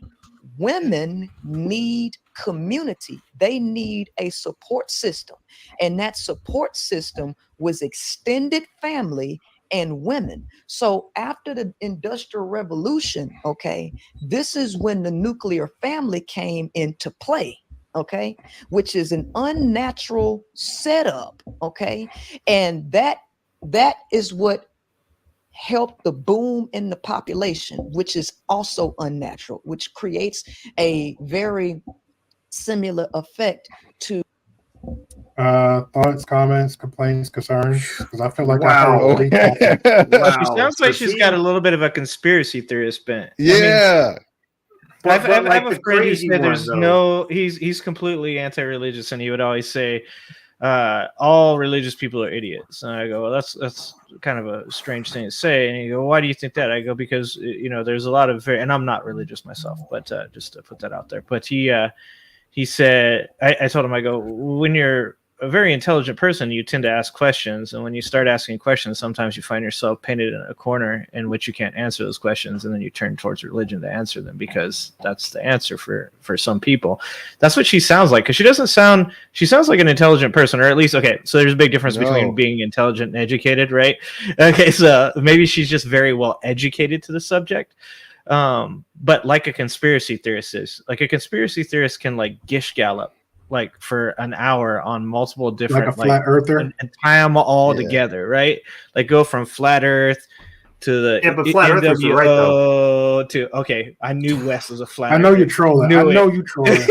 I know you trolling. And that seems like it seems very familiar to that type of like conversation where a person seems to be able to link a lot of things together that, in my opinion, sounds really good, but almost always feels like there's something missing. Yeah, it's memorization. When our kids were little, there was this program called My Kid Can Read, and we ordered these books and these flashcards and stuff like that, and we quickly realized this isn't like learning. This is just memorization, and memorization is a form of learning. But they were just kind of like parroting things. They really had no context for it. Like they couldn't put things together, kids, and that's what I think. I feel like she's good at really good at remembering facts, which is a skill in itself. But as far as connecting the dots and giving it the right context, that's where she fails miserably, consistently, and we could just tell from these videos. She has a real trouble with context, and it's one of those things like where like. It's what they say. If you can't, this is an old sales thing. What someone say, if you can't impress them with facts, babble them with bullshit. That's exactly what. That's seriously amazing. She says all these. She says all these fancy things and connects them in the most retarded ways. Yeah, but it sounds like. She's had a very bad experience with men in her life. She probably grew up watching her parents fight, maybe didn't have her dad around that much. And later in the video, she talks about her previous relationships. They don't sound like they were too good. But it sounds a lot like she dated some pretty bad dudes and she got done the wrong way, which is that's horrible. But she couldn't accept her own role in her own decisions, so she has to blame it on the whole entire universe and not her. But the funny thing is, and that's why I said like her book. If you read her book, right? Why would I want the to people read in her life? I'm not saying you would, but I'm saying the point is she talks about her life, and that's why I think it's hilarious. She tries to use her book and her own life stories to make the point that men are incapable of love. Because if you read her story, it's very clear that she's telling you about all the women in her life that were incapable of love. Because it was really like her younger brother and her, right? Like her younger brother never did anything wrong to her. Fine. Her grandmother was an evil, vindictive woman, and it was her grandfather who was constantly trying to, be family to her, and the grandmother would trample on it every time she could. Right, the mother, yeah, you're right. Her father wasn't around much. The mother was the one who was basically, angry at her kids. Like, I mean, maybe not on purpose, but like, she's bitter and angry because now, she's a single mother, that kind of thing. So really in her life experience, including that she had this husband, we don't know what happened to that relationship, but like every time she's had something good happen within a family situation or circumstance or even friendship circumstance, it's always men. And every time she tells the story, she was always telling the story about men being so great to her and women being evil and bitter and vindictive and honestly, basically incapable of love. So that's why I find it amazing that she tries to take those stories and then say, so in conclusion, men are incapable of love, women are super capable of love. Like, wait, what? And that's where you start realizing that she's not confused, guys. She's not confused. She is speaking to a group of people that are confused. And we can't mix those two things up. She knows exactly what she's doing. She knows she's full of it, right? Again, she did the exact same thing, but opposite. She was on red pill side, right? When that was doing well for her, right? She came out when after her husband left her, she was still kind of trying to be, middle ground. I would say like more like, like almost like middle groundy sort of, right? The way Pearl kind of was before she went red pill. And then she said, well, that's not working and I want to get paid. You know who I can get paid from? The angry, bitter women, all of the women who are leaving Black men behind, all the women who hate Black men, I can get paid by those women, right? And so she doesn't even try to make sense. And she doesn't have to. She doesn't. All she has to do is validate the feelings and the nonsense of that group. So whatever that group says, it'll come up in whatever she says next. Exactly. Yeah. She doesn't care at all. It's disgusting. She doesn't care. She's not attached to this message. She doesn't believe it at all. It's all a manipulation for her to get. And because they're fueled by the anger and the disdain for men, they don't even care to research it and like deep dive into it and see if anything to say. She appeals to the emotion of the situation, and then they're like, oh my God, her emotion is similar to my emotion. She gets me. She must be right. She's talking my language. That's like I said, there's this show on Netflix called How to Be a Cult Leader. That's exactly what I just finished that. I love it. That's the number one thing they do is they say they align themselves. They be able to feed and to grow that emotional response. And they weaponize. They develop that emotional response, and they take advantage of it. They're really good at manipulating it because of that emotional response. Research shows us that people tend to align themselves with the ideology of someone who is saying something that already supports their preconceived notions. Hands down. Exactly.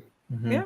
People really well, Dame said it earlier too. She's got the cadence down. Grey Pill said it a little bit ago. Hurt people. I think I actually had something along the same lines. Everybody here, I think at one point or another, has said something along those lines that she's seems to be leading her sheep. She's shepherding, and it's really unfortunate. I just want to continue to make that point is that like I went into that channel and I saw the women that were following her, and that's really sad that those people are being taken advantage of that way, just like the red pill dudes are being taken advantage by people like Rolo and the rest of that lot.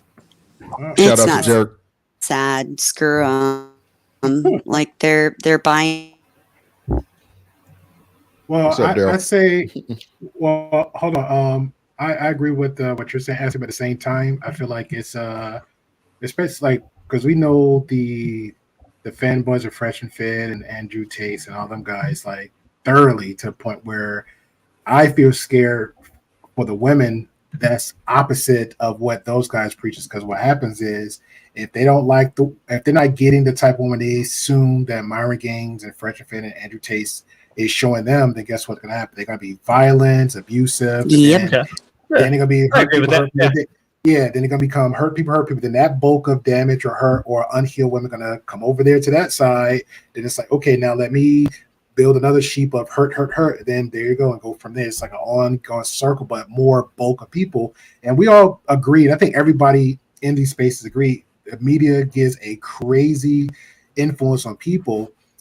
Just by shorts alone. Heck, some of these shorts I've seen just per things, so everybody knows she's just a liar and hypocrite 24/7. But the comments speak for themselves. Go, girl, and it is what it is. So, can I ask one thing though? Like, so do you think those people would be that capable of becoming that violent without those people existing in the first place? So you have a bunch of red pill men that obviously are lonely, lost people that then grift onto somebody like Rolo or the like, and then do you think that those people become more hateful during that time? And that's why they are the way they are? Do you think that they were that way before they ever met like Rolo? Supports their preconceived notions.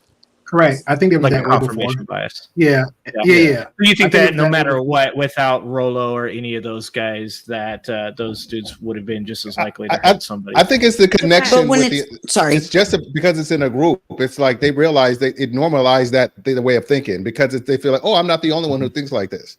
Like my wife and I'll be watching something and people argued. Oh, we just argued about that. So we're not the only people that think like that. So it you feel that connection. You feel justified thinking that way. You're like, oh, validated. It's normal. Okay. I hate exactly. That's the word I'm looking for. Validated. It's like, I don't like women because women do this and that. And then I'm on this panel and I see all these comments from 1,000 other guys who are saying the same thing. It's like, this must be true. So it amplifies it and be like, something needs to be done because this is a epidemic, and that needs to be taken care of. That needs to be extinguished. That's what a lot. What I is think that it referred to? What is it referred to, Ruby? Like I know there's a term, and it's I was not thinking mass of it. hysteria, but it's like Mass psychosis. is that Well, what so it you're is? talking about like when a something. group gets together and then Yeah, no, yeah, 'cause mass mob psychosis mentality is, kind of like yeah, that's basically, yeah, because it's not like mass hysteria would be when a Yeah. group gets together and then they all decide they're dying of something, and because one person has symptoms, everyone actually can develop those Yeah. symptoms even though no one's sick. Yeah, well, so it's these not guys are exactly dying mass from hysteria. simping, okay? No, but you know what? Here's the But thing. the funny thing, they're not. They're not. That's the thing. No, They think well, that but they kind of are. No, they're fighting they that. They're kind of are fighting though. the This, simping. there is, okay, so here's the thing. Princella brings up things. I wanted to bring this up the last time, but Princella brings up things that are, like I said, kernels of truth, right? So, for example, there is something to say that in the Western culture, but in other cultures as well, right? They have heavily shamed behavior of women outside of, being a virgin until marriage and then marriage for life, right? The reason why they've, sanctioned it and this is to actually give more men the opportunity to get married and have children, right? And for their little society in the Western world, the way we want to develop things, for that to function the way they wanted it to function and the way they envisioned it, right? Because without putting those sanctions down, there was going to be a lot more men who would never have the opportunity to get married or even to pass down their genes.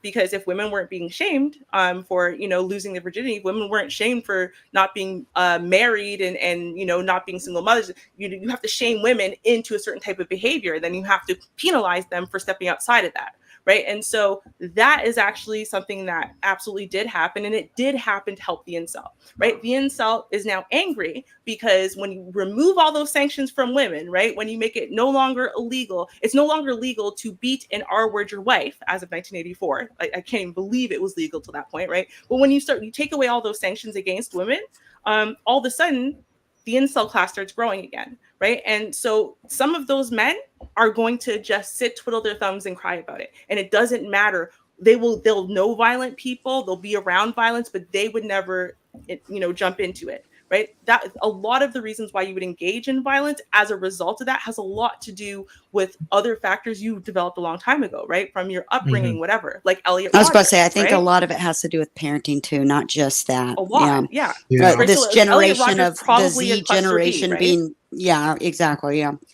And so He wasn't you that guys generation, convinced me. but yeah. Fuck 'em. Nah, hold for real, on. though. I hear you. Hold on. Chat member has something, question of relevance to the whole conversation. So I'm sorry, lady. Let me scroll up. It was We talk about that. I'm trying to message- find the bad part of this or whatever. her message appealing that the red pill message is Yeah. that simple. I'm trying There to was find the something before dangerous part of her message. She's actually advising women to that. stop Yeah. There it taking goes. I see it. Yeah. Thank you. Actually, I wanted to answer that too. Yeah. So Because okay. what I So would yeah, say, let me read it. Then everybody can just add their perspective on it. Shout out to Lady 747. She says, I'm trying to find the dangerous parts of the message. She's actually advising women to stop picking just any man. Okay. That's not what she's advising. all men are incapable of love. Yeah, Tell me what's that's good what I about was that gonna part of the message. Yeah. that's what I was Men gonna are say. Actually, yeah. evolutionarily stupid. Right. She's telling people to not join into a partnership with each other because men are idiots and have never evolved and deal with their serpent brain. I mean, I even pointed out that she said that less men would be better because then you're taking a less of a chance of having an idiot that impregnates you. I mean, the way that I look at it is if she was saying the majority of the things that she was saying about women's empowerment and stuff without completely demeaning and tossing men into the garbage as being the worst part of our society, it's the same from the other side. If we were doing that to women, I would be very upset about that. And like I said, in the red pill portion of the society, we are doing that, and I do not agree with that in any way, shape, or form. I think that relationships are partnerships, and that's where her message is wrong. Yeah, don't get it twisted. She is in no way teaching discernment. She's not proactively saying be more discerning in who you deal with. That is not what she's saying. She's saying all men everywhere are shit. Avoid them whenever possible. And if She is that saying were her that, message, then she would be speaking of that bilaterally across the board. She wouldn't just be saying, like you said, Dame, like one gender or something. That would be like, in a partner, this is what you should look for. All humans should be X, Y, Z. Because she starts off, here's the problem. And a lady, you're probably right on the precipice of this. And this is how she gets people in. She sucks them in. She starts off by preaching things that are very reasonable, right? Like you said, you know, don't just let anyone sleep with you, right? Don't just let anyone who just treats you anyway sleep with you or carry baby for them. That seems reasonable, right? It's perfectly reasonable. And this is why so many women are like, yay, Princella. They don't realize how poisonous and dangerous her message is because they keep clinging to the parts of her message that they're like, that's reasonable though. And they don't realize where the end of the message goes. The deeper you get in there, oh, now you're going to buy her the second book and her third book. And now you're going to jump into her Patreon. Now you're going to go to her private streams. Now you're going to whatever. And you don't realize the message she's really sending out there isn't at all about all those things that she was telling you were to bring you in and to get you to support her, for you to basically be yelling and screaming like they were for Kevin Samuel's defense, right? You know, protect Princella at all costs. That's what she wants, right? And you're going to, because you're going to say, where's the harm in what she's saying? That's her game. That's what she's trying to get people to focus on, right? Focus on the shiny thing over here while she goes over here and she poisons an entire generation of women. Yeah, going in your purse. Despise She's her. going in the purse. Yeah. She's demonizing. She was the married. family. She's divorced now, and from what I hear, but I don't know if it's true or not, she's into women now. I don't know if that's true. And the funny thing is, she has a son with her first marriage that she has nothing but. She says she has nothing but good things to say about the father of the son.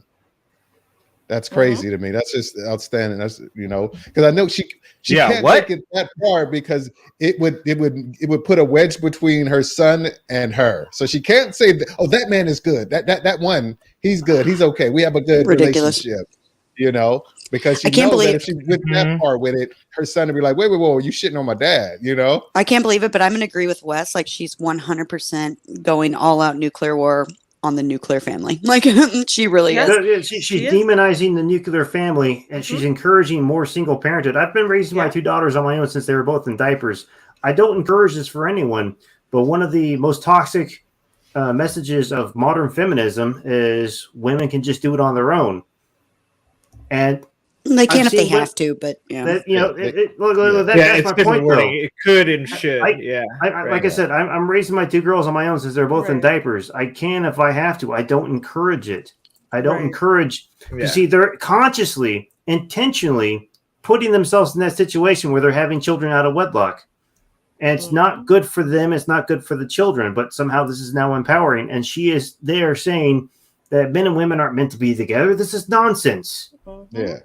And saying your family is every natural attribute that a man has is amplified or it's focused in a more positive decision when there's a woman in their life. If they ever, you know, that's what I strongly feel. Like every impulse I have to be just aggressive and forceful and all that kind of stuff. I think that it tempers it from going negative, and my wife helps me always keep it positive. You know, and in return, she gets my protection, and she gets my loyalty, and she gets all the things that she gets the things that she needs out of a man. And it's just, I don't understand when it says I think there's no way we're meant to not be together. We're designed to be together. Because men and women are complementary. I'm telling you, it really does take me back to these black pill Discord conversations that I've been having. This is so parallel. What she's saying is exactly what a lot of these doomer gloomer black pill dudes I hear in these Discords are saying. Same thing. Basically insinuating that men and women don't belong together, that we aren't naturally. I mean, I even saw an article posted by one of them, I think earlier today, legitimately like a repost from a Twitter saying that like it's against nature for men and women to want to be together. What? Which is like literally, not only is it absolutely ridiculous, but it's very obvious we evolved together, because that's why men and women have complementary strengths, right? Yeah. And sure, you have people, not everyone's exactly the same, right? Like, but generally you see, for example, and you guys were talking about this earlier as well, right? This idea of who's a long-term thinker versus a short-term thinker. And actually, the reason why people have different answers for that is because the answer is both, right? Men and women long-term think or short-term focus on different things, right? And again, when you come together, complementary makes more of a whole that That's what Miss both the Oshun short-term and the said. long-term being That's what she considered. said. But the thing that men and women do differently, right, is generally men tend to think of the broad strokes and women tend to think of the little micromanaging stuff, right? Which is why there's such a good complement. Kind of the similar way we right? all get off. Yeah, generally, right? And like this is why, like, I guess maybe if you've never been in a functional relationship, you don't understand why it is that it's not actually this real power dynamic. One person's the leader and the other person. No, it's just right. If my husband's better at the just generalized idea concept of thinking about in a month maybe we should have this, and then in a year we should maybe have this, right? And I'm better at making the day-to-day of our lives function better, right? And I'll keep in mind the thing that he wants in 30 days. Hey, we're gonna be more likely to get to our goal, right? When we work together and we each engage in our strengths, right? And then he can do the stuff I'm weak at and vice versa. That's literally why human beings are complementary, right? And this is what you're supposed to do. You're supposed to go find someone in the world who has complementary skills and complementary values and complementary everything to you, and say, hey, let's make a go of this whole building a life thing together. And somewhere or another, like, modern people have just gotten that entirely twisted, both men and women. They've lost What's interesting though, to piggyback off of that, and this is kind of like, I don't want to be a hypocrite myself because I did that whole thing. I did it for almost 13 years, right? And me now, like 37-year-old Ashley, who's divorced and my kids are already, 10 and 12, like I actually don't want to ever do that again personally. Like you know what I mean? So I can kind of see that mindset of like, nah, I'm not going to go down that road again. That's a lot of work. That's a lot of this. And like, I'm okay by myself. I wouldn't advocate against it. Yeah. But I can't see you hating men altogether. Actually, I may see you getting disappointed. Hold on, because Wes Wes got to go, and I want to show this real quick before Wes goes and gets final thoughts on it. But I'll say this, Ashley. But at the same time, I can't see you like, you know what? I'm just going to hate all men. You might have a moment of regret of the person you're with, yourself, and your processing moment. I remember you said even currently, like, hey, you still may not. You go into certain matters of like, let me process and still move forward, and that's the thing. But you just collectively, absolutely, just saying, you know what? Because of this choice you made and experience you went through with this one male, I hate all men. That doesn't make any sense. I could never see you say do that. But with that being said, let me share this for Wes. He get his final thoughts on it, and then he can exit out because he got tuck him. He got to go night. Pause. You don't, because if you did, y'all wouldn't have tolerated the shit that you've tolerated in relationships. But you did it because you thought love was to allow a motherfucker to use you while they think love is to abuse you. Y'all got a fucked up understanding of love. Where did we learn? Because, like, yes, these Greek concepts and philosophies, but that's been passed down. But who is supposed to teach men and women? That's your problem right there. You're trying to teach men. That's your problem. Well, I'm saying like children, right? Well, here's the thing. You got from 0 to 5 before you make a real impact. Here's the thing. The males still got to go out into the world, right? I'm telling you that males are incapable of love. But let me ask you this question. What's the structure of education? Not education. What's the structure of schooling?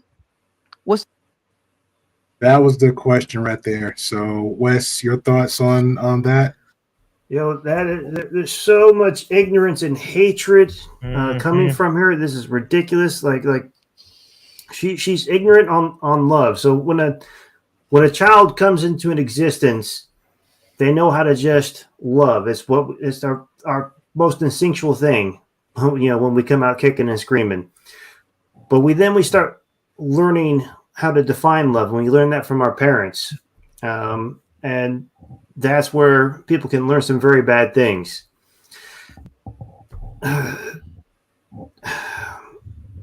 See, I'm starting to fade out here. It's late for me. So, and she's saying this stuff in front of her son. Her son's going to hear this stuff. It's going to be pushed onto him, and he's not going to be shielded from this. but she's very ignorant on how love works. And then she has the audacity to say men can't learn anything. Why would you try to teach them something? You know, men listen. Men, when a man's in a loving relationship with his wife, he listens to her and he takes her opinion seriously because that's how it works. That's how a partnership works. So I don't know if that's what happened to her in the past and she just decided, well, this is how it's got to be. But she's full of nothing but ignorance and hatred, and it's only going to destroy anyone that tries to listen to her teachings. No, I agree. She's making us look bad in front of Canada. Wait, what? Why are you sliding in Canada there at the end? Actually, he gave you a win. Actually, he gave you a win. All I heard was Canada. I'm like, what? He said he's making us look bad in front of Canada. Oh, that's true.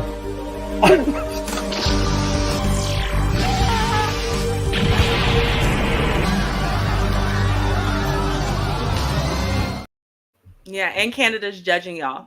I can tell you, definitely. Let's judge her. Don't judge all of us like what she's doing. I need to go now. It is already very late for me. I have like a real job in the morning. I don't know what you guys do, but I mean, I'm a kept woman. I'm complimentary to my husband. I'm a stay-at-home wife. Damn right. Burn. That works. All right, good night, everyone. All right, Wes, appreciate you, man. Another one bites. That's crazy that she said that. That's like, I don't even understand it. Like what Wes said there, like I learned stuff just from these talks. Like there's plenty I've learned since I've been on YouTube. And like I said, the difference between me 20 years ago and who I am today is a large part of it is because of my wife. A large part of it is because of like learning like what I would lose if I lost my wife. Learning like what I needed to like change about me to help complement my wife, and then having my children too. Like, I mean, there's a lot that I could go into about that changed about me and becoming a father. And I think that's even like a common trope that men change when they become fathers. I don't think that saying that men don't learn anything, first of all, is true. And I definitely think that when you say men don't know how to love, that's incredibly not true. And I know that from personal experience. I mean, my wife and my children, and not just my wife and my children, but other people as well that I've formed bonds and relationships with, I love like beyond 100%, like to the point that I would do anything and everything to help make their lives better. I mean, it's just insane to say that men don't know how to love. Once again, I think she's just projecting her experiences and what she has come in contact with in her life. Yeah, I'm curious about something. Is she saying that we don't have the capacity to feel love or to express love? What is she saying? That's what I'm trying to get down to. The missing context. The missing context. You feel it, so you can't express it. Yeah, no, it just doesn't exist for y'all. Y'all are sounds like she's saying, it doesn't exist, and that's that's such a strange fucking thing to say. Sorry. I know. And so if we can feel it, we just have zero way of expressing it to the people we're feeling it from. No, she's saying you can't feel it. No, men are incapable. She's saying we don't. So we can't feel it. First of all, or express this is what she does. So I'll explain. So first, what she does is she says people say that love is just a feeling. Right. But first she explains how love is not just a feeling. Right. Which, I mean, I will agree with to an extent. Right. If your feeling of love is not backed up by actions of love, then did you really feel the love? So I kind of get her there. So she says, first of all, people define love incorrectly all the time by describing it as a feeling. Now, if you say that it's based on, actions and duties and stuff like that, men are incapable of love, right? Just as what love actually is. They can say that maybe they felt love or whatever as this feeling, but that we've already proven love is not just a feeling. So that's basically where she goes with it, just to give you an idea.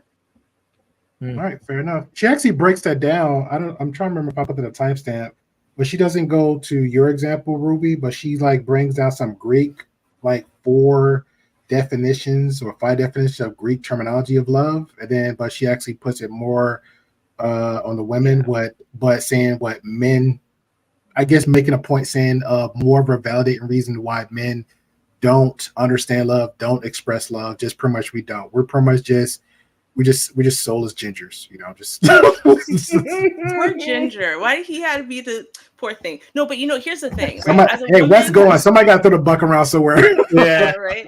It's been Canadians all Yeah. night, so I'm happy to spread it around. But no, here's After the the thing. Canadians, it's the gingers. Right, it's gotta be right. No, but I'll say this: as a woman who has chronic pain, chronic illness issues, and kind of like life that seems to hit a wall every few years and it gets bad.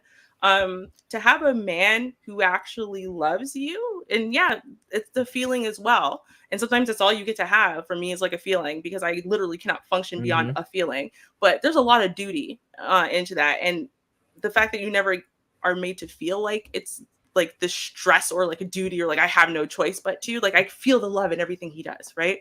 So to me, I'm personally offended by what she says, because I'm like, you know what? Honestly, I don't even think my mother, no offense to my mom, she was a young teen mom, but I don't even think my mom loved me to that depth, right? That Mr. Rubes loves me. So, I personally find it offensive. I personally find it insulting that she could say something like that about all men. Like, they're just incapable. Like, I'm sorry that your husband left you because you gained 10 pounds, or, because you're old now and you found a new younger thing, or I don't know why, right? I'm sorry. I'm sorry that happened to you. That doesn't mean that all men out there, maybe your man was incapable of loving you, and that sucks.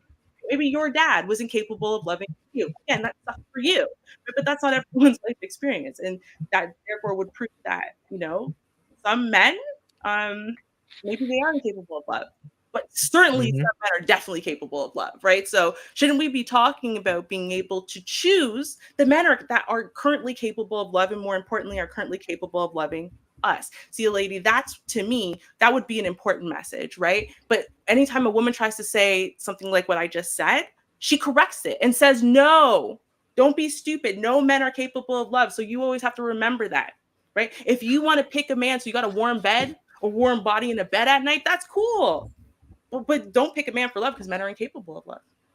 Right? You might as well get, this is what she says about all men. And you don't think that she's trying to demolish the nuclear family? You don't think she's trying to create an entire nation of single mothers and a whole nation of kids who don't even know who their fathers are, because most of them are from test tubes? Like, come on. She's the most with test tubes. Inky, do you have thoughts? Thoughts on the subject, and is men capable of love? I think every man loves different. I think that some men show it. Some men, like some men are, they like to produce, so they like to work, and they like to show their gratitude, their love through like gratitude of working and etc. There's other men that are emotional and show their love through touch. I don't know if any of you have heard about the five love languages. Yeah, it's a pretty good book. As far as her, this Mrs. that we're speaking of, presenting the world that, women should be raising children alone. No, it's not easy. I'm a single mom. I know what it's like.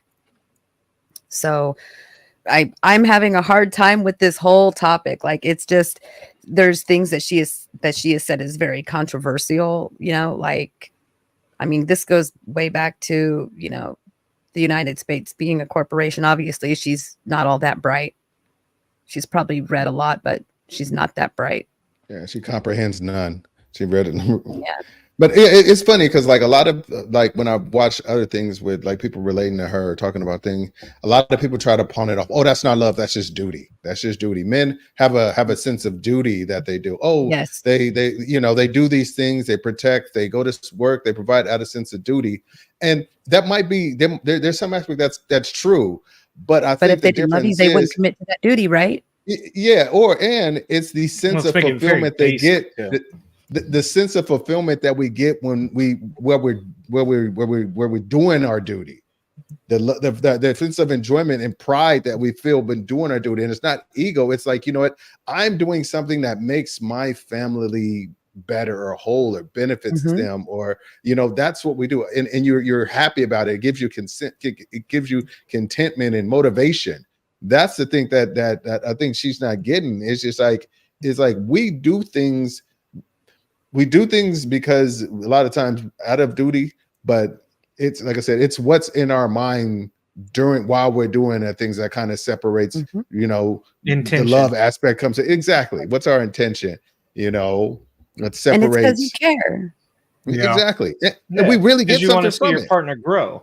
Yeah. You want to see your partner grow. It's like, for me, when it comes to love, it's like my intentions are almost intuitive, right? Like I don't think about why I do things. I do it because my love for my wife and my children is like beyond thought. It's not That's your something instant that answer. I love her. Like, yeah, that's the first thing come out your mouth. I love her, or that's my it's wife. because I love my her. And girlfriend. if you try to explain love, or if you try to quantify love, it's almost impossible because it's beyond that. Like Ruby said, it's not just feeling, it's also, you know, also your actions and stuff like that. But it's also the it's almost the absence of thought. It's that you do things without ever needing to think about why you do them. When I said this before, like my if I could save my wife or my children from a burning house, I'm going in twice. You know, like I'd rather die. Like, you know, I'm not gonna, and that's not, it has nothing to do with thought. That is just, I know that shit. There's no way that I'm not going in the second time. All right, fair enough. Let's get back to the video, and we're gonna do a last reaction. And we're gonna it was a last clip of her giving her thought process and everything. So we'll get this last one, then one more, then we'll be done.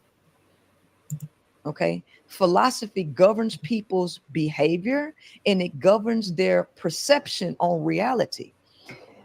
Everybody is born under a patriarchal doctrine, right? And patriarchal doctrines are male-centered. They literally are made up of male nature. Capitalism is a philosophy that comes out of the nature of a male. So when you condition the people to behave under these philosophies, which are male philosophies, you produce male behaving specimens. Okay. So the female is not acting like a female. A woman who operates on individuality, right? Individualism, competition, and conquering.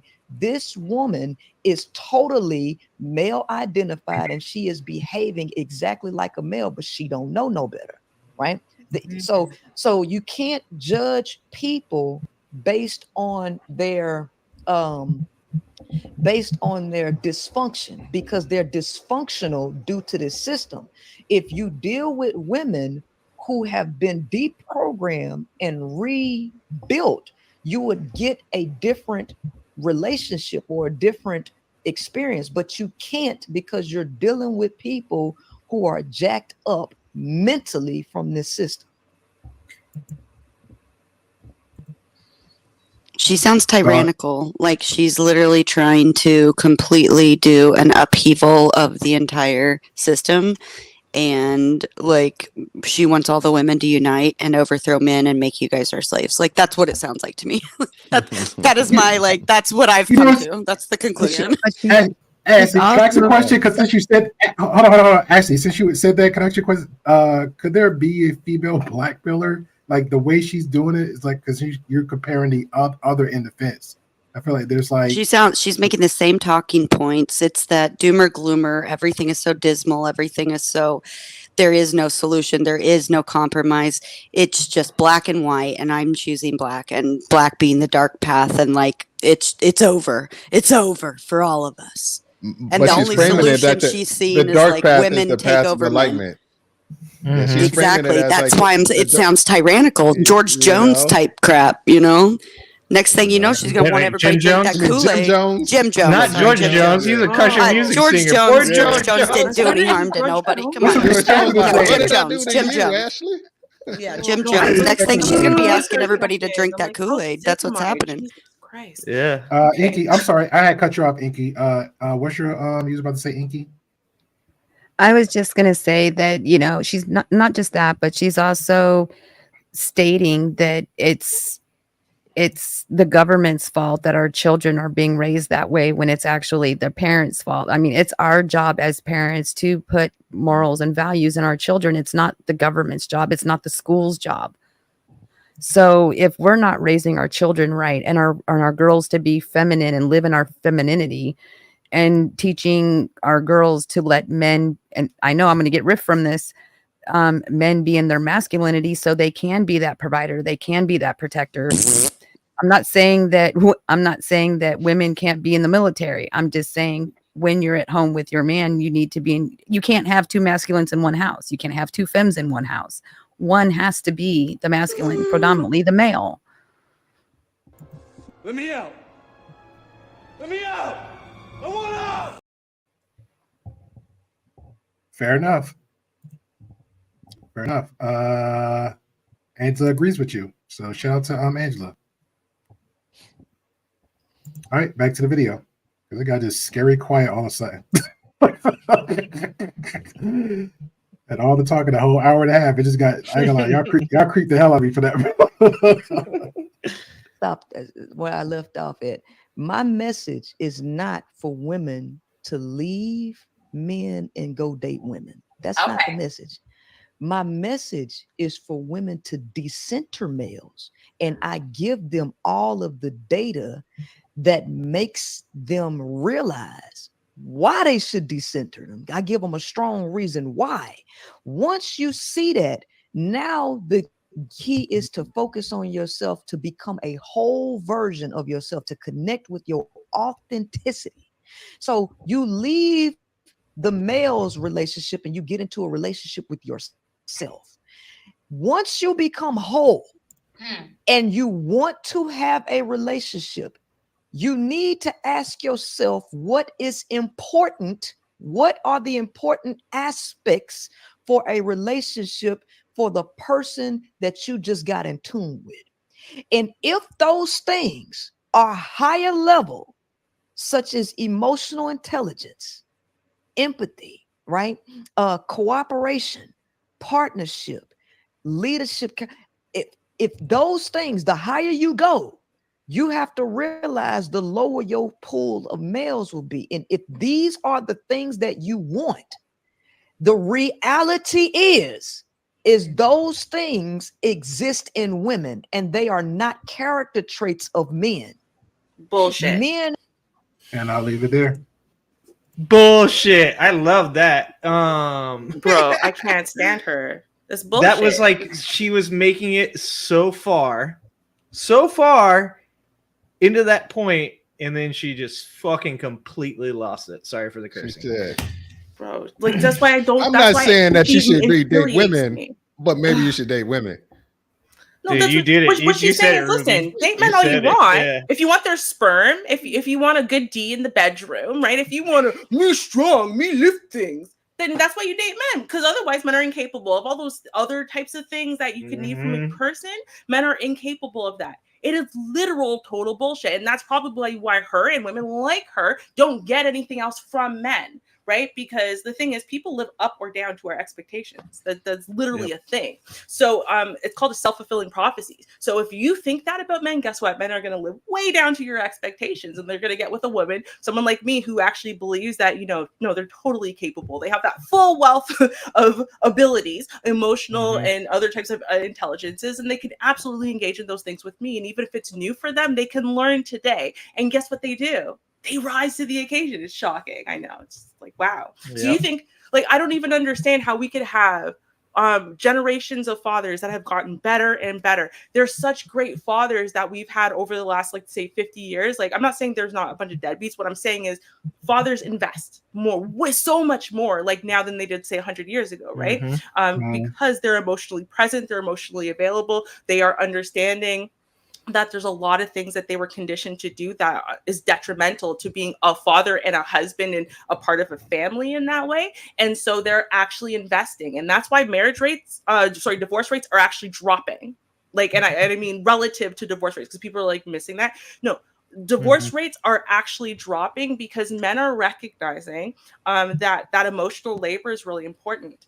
Right. And that allowing their wives wants, their wives needs, their, whatever, allowing that to actually influence their behavior is a good thing. It's a healthy thing. You're supposed to. Men aren't stupid. To fight against that.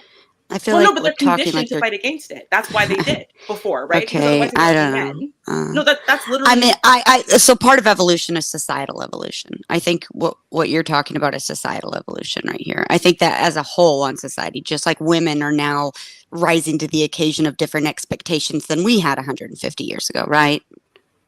Yeah, but it's not like evolution. I just don't like to Societal use words correctly colloquially. evolution. Well, like I said, this is a difference in the use of the word evolve. Well, okay, Cultural societal transmission, evolution cultural is an actual conditioning, but it's not. effing thing. Yeah. Yeah. I think Ruby's once again. Ruby, this is something that she's educated in and has, you know. Well, thank you, Redbeard. I never talked to Ruby before ever. Ashley. And where Mark? Hold on, I'm just saying. saying. Where Marcus get that from? Marcus saying divorce rates are dropped because it's a tax write-off as a business expense. Yeah, since when has it been a tax write-off as a business expense? Let me know. Because see, the thing is, Yeah. we all like to talk What? a lot of bull because a lot of people have no idea that the divorce rate was like the whole, there's a 50% divorce rate. That hasn't been true in decades and decades and decades and decades. Like most of the people like in these spaces were not even born yet when the divorce rate was 50-50, right? So What like, do you mean? I'm immortal. It has been true this very long time. Like a very long time. Well, So, and another thing to point out as far as men being more involved is that men are asking for more custody than they ever had before. Yeah. And when it Corey, comes to being involved in their children's lives, there is a huge percentage of men for a very long time that didn't want anything to do with custody of their children. That's why women ended up with the custody of their children more often than men. In fact, most of the time it wasn't even fought. I don't think that's so. true. You can look it up; it's statistically true, but they're doing it more often. I don't think the reasoning is what you're saying it is. Again, what, that they didn't want to be involved? That they didn't want to be involved. I think that again, well, we're that's talking about okay. role Okay, we're changes. talking So if about the a man, blanket. okay, We're talking about a It's just blanket the woman's statement. role. That Angry, you're can you correct. repeat that, please, real quick? Can you repeat that for me? Because I didn't catch that whole thing. I'm sorry. Which part? You were saying, you were saying, the custody thing. Okay, so Ruby said that men have evolved in the way of that, like they're being better husbands, that we have better fathers and husbands than we have over 50 years, right? Is that what you said, Ruby? Oh, I didn't say the word evolved. No, because it's not the word Oh, evolved. okay. Sorry, I'm sorry for using the word evolved. Okay, again, I'm back in the social transaction evolution conversation. is in the GD dictionary. Look it up. I'm not going to use Societal evolved. evolution is a term, and it's a thing. Actually, if you it's and Ruby want studied. to fight about this later, you guys go fight about it. I'm going to leave the word evolved out of it. I don't want to be in the cage match. Y'all It's fight so in the stupid. cage. It's so I don't want to stupid. be in the cage with you. Okay, I don't want anything to do with the Merriam-Webster fight.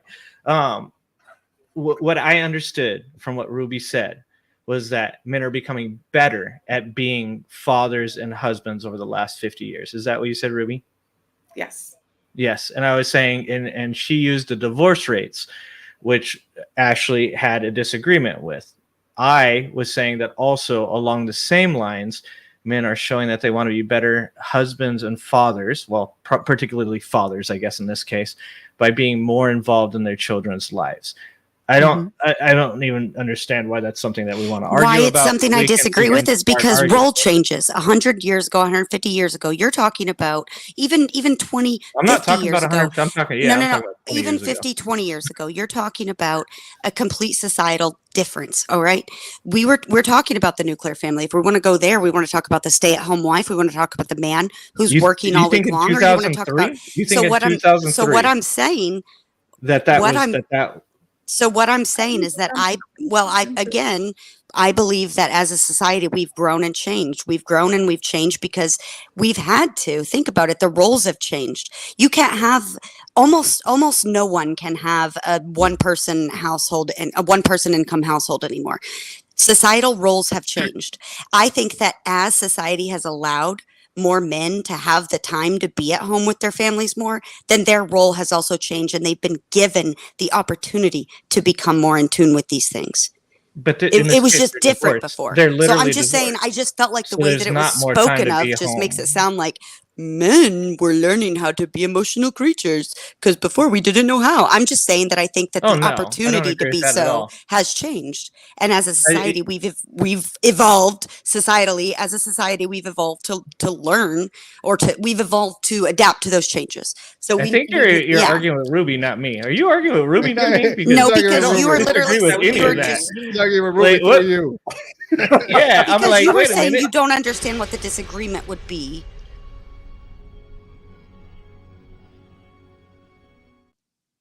Okay. You were saying that you didn't understand what my disagreement was. I was saying I'm agreeing with you, but it's for a different reason. The reasoning that you gave is that men are just learning how to be more emotional creatures. I think that it's because as a society, yeah, you literally did, No, I which is didn't. the I only would thing. never say that. What are you talking Alrighty. about? I don't know. I there's guess I'll go 100% replay no it for way I you would say later. that. Hey, hit that Okay. timestamp, No Ashley. way. You know how we do. I would Hit say that that men are timestamp. becoming no. You be Oh, doing you the know I'm Lord's going work. to. You know I already am. Like, that's You do the ridiculous. Lord's work You know for how me I if you hit am, a Grey Pill. timestamp. Go find it. Yeah. The only I'm reason I sorry. even said anything You was because of that. misunderstood something I said. Yeah, Angry- it's okay to misunderstand. It's acceptable. It's to say okay to you're wrong. gaslight too. Good job. Angry, I just wanted to know about the custody part of it. That was it.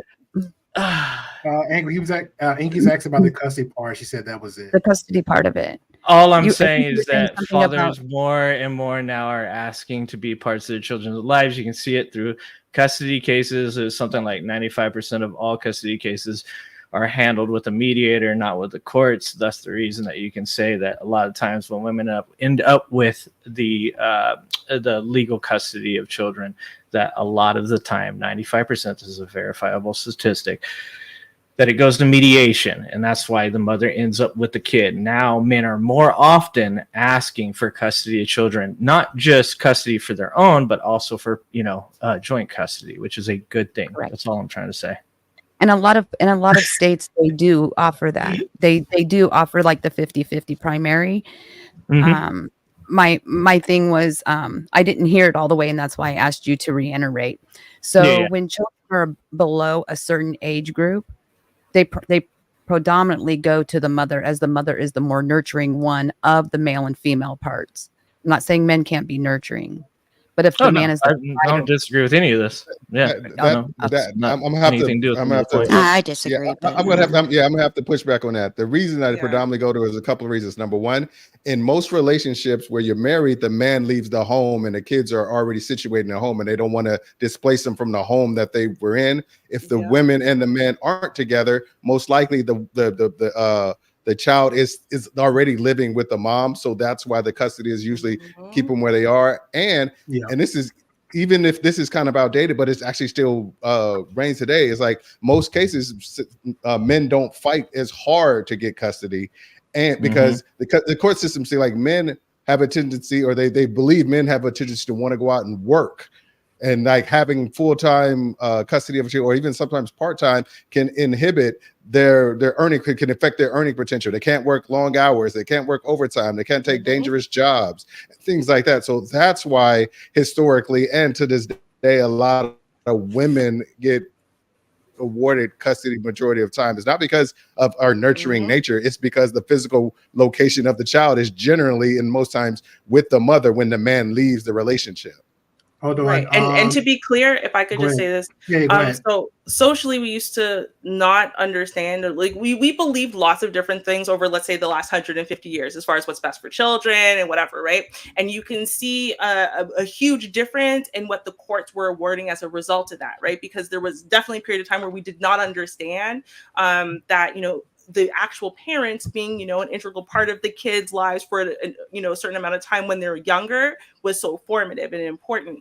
And so this is why, if you go back far enough, then you get the fathers were getting presumptive custody, right? If two people are married and then they're going to break up, the fathers would get, because they're the ones who are working, so they could afford the kid. Period. Point blank. That's all there was to it. You can't afford to pay for the kids, you can't have them, right? And then there was a switch where it said, okay, well, and now this is where more and more states are adopting this and saying, well, who do the kids normally get raised by, in essence? Who's getting up with them in the morning? Who's taking care of them? Who knows what their teachers' names are? Who knows where their school system is? Like, who has that already set up? Because normally it still does, fall predominantly on one parent, and they would rather give the custody, or temporary or otherwise, to the parent who's already engaging in that. That tends to still be the mother.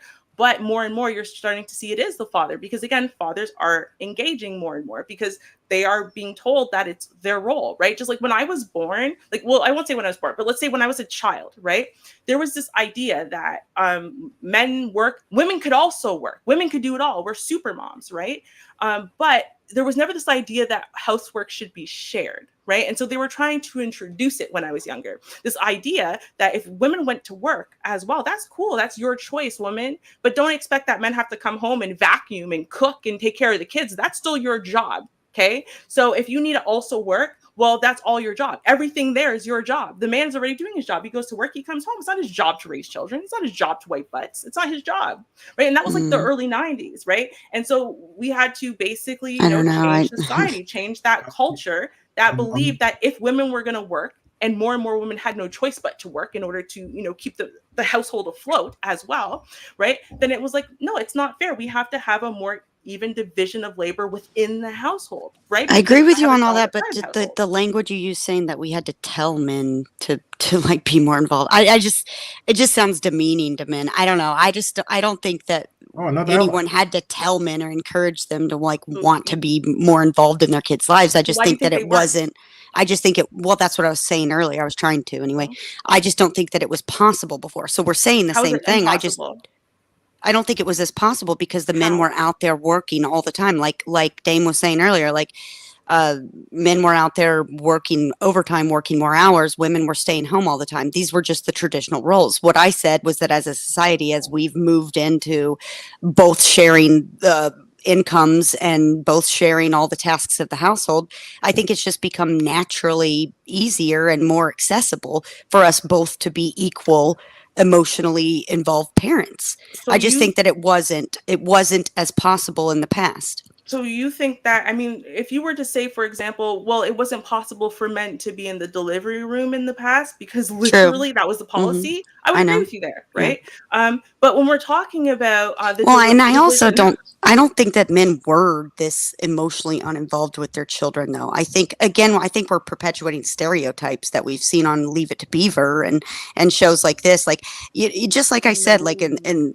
well, no, okay, actually, yes, Ruby, I would say that actually, I disagree with you. The thing is, I'm just saying that I think that, right? But since you interrupted me to disagree, I'm going to interrupt you to correct what you think that I'm saying. To not interrupt you would be impossible because you never shut up. But in and of itself, the problem is, right, is that a lot of people looked at things like Leave It to Beaver or The Cosby Show or whatever and wish to God they could have a family like that, because actually those fathers were very invested. They were very involved, right? They were very hands-on, and that was very different than what most people were actually experiencing. They were experiencing fathers coming home. Did you watch Leave It to Beaver?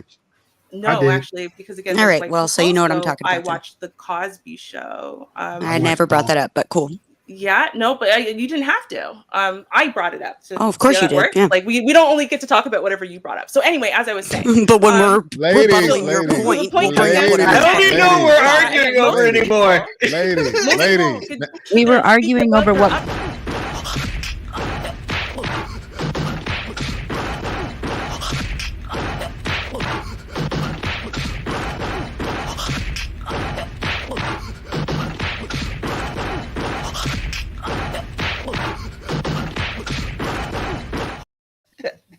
Yeah, I know. We're arguing over what is in the best interest of the child. I backed off a lot this whole conversation, and now I want to make a complete thought and just talk like everyone else gets to. I don't get to. So you're good. Ashley, please don't interrupt.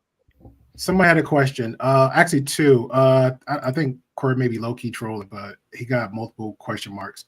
Corey asks, answer me this: if men as seen as predators, why then are the kids left to the moms when she will expose the children to numerous mouths of strange men? Multiple question marks. He's arguing with somebody in the chat. He's arguing with somebody. I'm not answering that shit, dude. Okay. Yeah, he's arguing. He's going back and forth somebody in the chat. Yeah. Okay. All right. It was Ma had a question. Ma, do you mind asking that question again? I apologize. I swore I had it stapled. You talking about young MIA? Panel from parent, I think, is what you're talking about. I think it's the parent question too. Okay, let me read this one. Why do people keep using animal brain or DNA as an excuse for polygamy? We're not animals. Jeez. I kind of think we are animals. Yeah. Grace says. Grace asks a question. Is Btaylor wearing lingerie? I'll drop the link. Y'all go find out. So I'm not gonna speak on what outfits she's wearing. I got a lot low key. I did ask her about another outfit, so just go there. Wow. Yeah, go there. She's Angela Knight. Time this one. Angela Knight said, laughing my butt off. Why Ruben making all this face? Same reason. Ashley making faces. They're the yin and they're the yin and each other yang. Shout out to both of them. Also, Angela, because I know you actually had a taste of the Black Men's First side. Ruby has actually been around since 2.0 version. Yeah. So she's well in them streets. The question young MA asked was, for the panel excluding the host, are you fit to be a parent? I guess she wants to know, are we feeling like we're fit to be parents? I would say I hope so. I got 3 kids. I was gonna say I got pretty steady 5-star Yelp reviews from my 2 children and my wife, so I'm gonna go with their opinion on that. I'm not gonna go out and tell anybody what I think I am, but yeah, my kids have told me I'm a good father, and my wife. I just want to clarify, like, just because I disagree with a certain point or I want to elaborate on something doesn't mean I like or dislike someone. And in a debate atmosphere, I'm going to debate my thoughts and I'm going to defend them. I'm subscribed to Ruby's channel and I think she's just fine as a person. I just disagree with her points sometimes, but I don't get butthurt about it. So it's just the interrupting in the middle of her point. That's the thing. That's what she's saying. It's the interrupting in the middle of the point that can add a little frustration to the situation. So yeah, I think I've just been on too many panels where she's done it to me, so it's just what it is. But all right, let's not live in the past. And that too. Let's not live in little dicks here. Like Hey, bye, Just Jay. Appreciate you. Okay, I think she rephrased the question. The question is panel exclusion is exclusive knowledge of the Fallopian tube cover your own personal ignorance of the women body. I don't understand that question. If you're trying to say that men shouldn't be talking about women's reproductive rights, I mean, sure, I'm okay with that. Okay. That's probably. I'm interpreting it however I'd like to. I'd like to answer that with yeah, sure, I'm good with that. I'm pro-choice, so I don't have a problem with that. Yeah, I'm good with that too. Sure. Yeah. Okay. All right. Deep on thoughts. All right. Final thoughts, everybody. But I appreciate everybody for coming on through. I'm trying to make sure I don't miss anybody, comments, whatever. Young Moss is deeper than that. I guess you kind of like low-key lost this because I know everybody had like a little side conversation. I'm fine with that. It's per the engagements, and it kind of went there for a minute, so I'm fine with that. Just Jay Clue was in the cloud, so she jumped back and said, I don't give a F. I don't effing care. Bye, Gray. Appreciate you. What else? Angel Knight earlier said about sex, sleep, and food, and now she's grabbing popcorn. Somebody asked, is Pearl in the panel? I hope Pearl is in the panel because I would love to drop her link. I would love to drop her link. Mackenzie, I definitely appreciate you coming on through because I think this is your 3rd or 4th time chiming in along with other people. Last one too. Marcus, sorry, my guy. Pretty much invited most of the people in for this conversation because I actually not saying you don't have it, but I know you like want to consistent and actually know what to do type mods. You actually do your job. Versus the people on the panel like Ashley on the side, Ruby has her expertise, Inky has her expertise and Dame definitely have expertise on his end. Angry has an expertise in because I'm even just upset in the fact that I had a day locked for the political thing and I don't want to do back to back like a Tuesday, Wednesday. So I will maybe Jedi mind trick my boss and say, hey, pay me more, and then I'll take the Thursday off. I don't know how that we're going to work, but we'll see. But I had the Thursday locked in, so I apologize. So with that being said, where's my little... Well, I prefer you not to compete with my Thursday. That's all I'm saying. Well, it was going to be the political one. Yeah, it was going to be the political one. I wanted to space it out, and I definitely wasn't going to compete with it because, like, for example, tomorrow, I was actually thinking of people because Angela didn't do a thumbnail. I don't know where's going on. I'm looking at her channel as we was talking, like, Angela, where's it is, so I can know exactly the time for Wednesday, so I can do what I need to do for Wednesday. Yeah, I could do what I need to do for Wednesday, and then go straight support her, and or just chill, you know.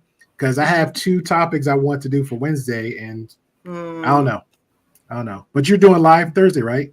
Thursday. Like, we also do Mondays. Mondays is not as important to me. Thursday is our main show, so I'm like, just saying.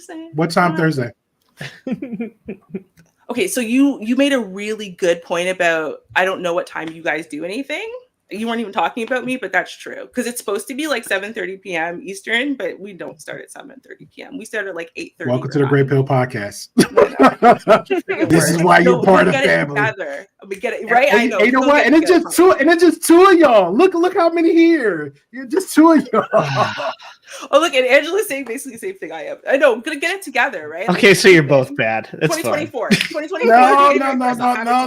They're like, hey, hold on. Can I let me? They're like, we're just the talent. Can I be? I didn't even go to my own show yesterday. I was so sick, but I crawled an event for you. She gets in. Like, come on.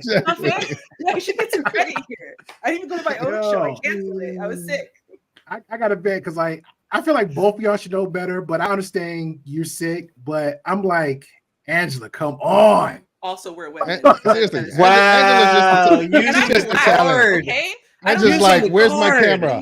Caribbean time. There you go. Caribbean time. That's it. Caribbean time. Which camera? Oh, this one. Okay, gotcha. Just here to be pretty. And she's a good monologuer too, Dame. That's the crazy part. I'm like, yo, you got this, and just bang it out. You're good. You can monologue for a good hour, even if people come late. That's not even one of my strengths.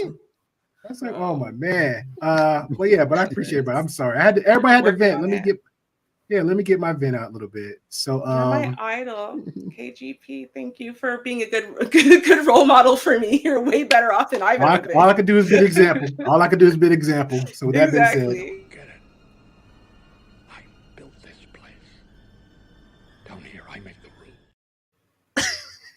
All right, with that being said, final thoughts, Miss Inky, where can they find you and your final thoughts, madam? Oh, I also have a husband to maintain. Thank you, Angela. I forgot about that excuse. That's what she's throwing in the chat. She said in the chat. I am married. I forgot all about him. He's like, I can hear him snoring in the next room, and I forgot. And I'm too sick for this. These jabs. I can't wait till I throw that. Somebody be lucky after that ring. Matter of fact, Damon Angry threw me on the bus. It's like I gotta be official 10, 20 years, but I'm gonna go ahead and lie if I put a ring on somebody. So I'm just saying it's 20-something years. That's right. That's right. You got a ways to go, sir, but you'll catch up. Yes, seriously. You'll get there. You have us to guide you. Okay, I appreciate you. I appreciate you. Inky, just say you married to me so we can shut these guys up for message. I need protection. I need protection for these men. Inky, final thoughts? Does that mean I get to be your bodyguard? Sure. Oh man, that means I have to wear the pants. Oh, pants are not real comfortable. I'm just gonna be honest with you. Yeah, see, he would have to wear the pants. Lees or Wranglers. Lees or Wranglers. Taking it back. The most uncomfortable pants you could buy. Yeah, that's what I'm saying, right? You talking about those good pants. Oh man, I don't know about 7. When you're 8, maybe Levi's, but I don't know about the Lee jeans. Yeah, Levi's was good. Okay. Seriously. You'd have to agree on the Levi's. Yeah. Once those balls drop, no bueno. Oh, yeah.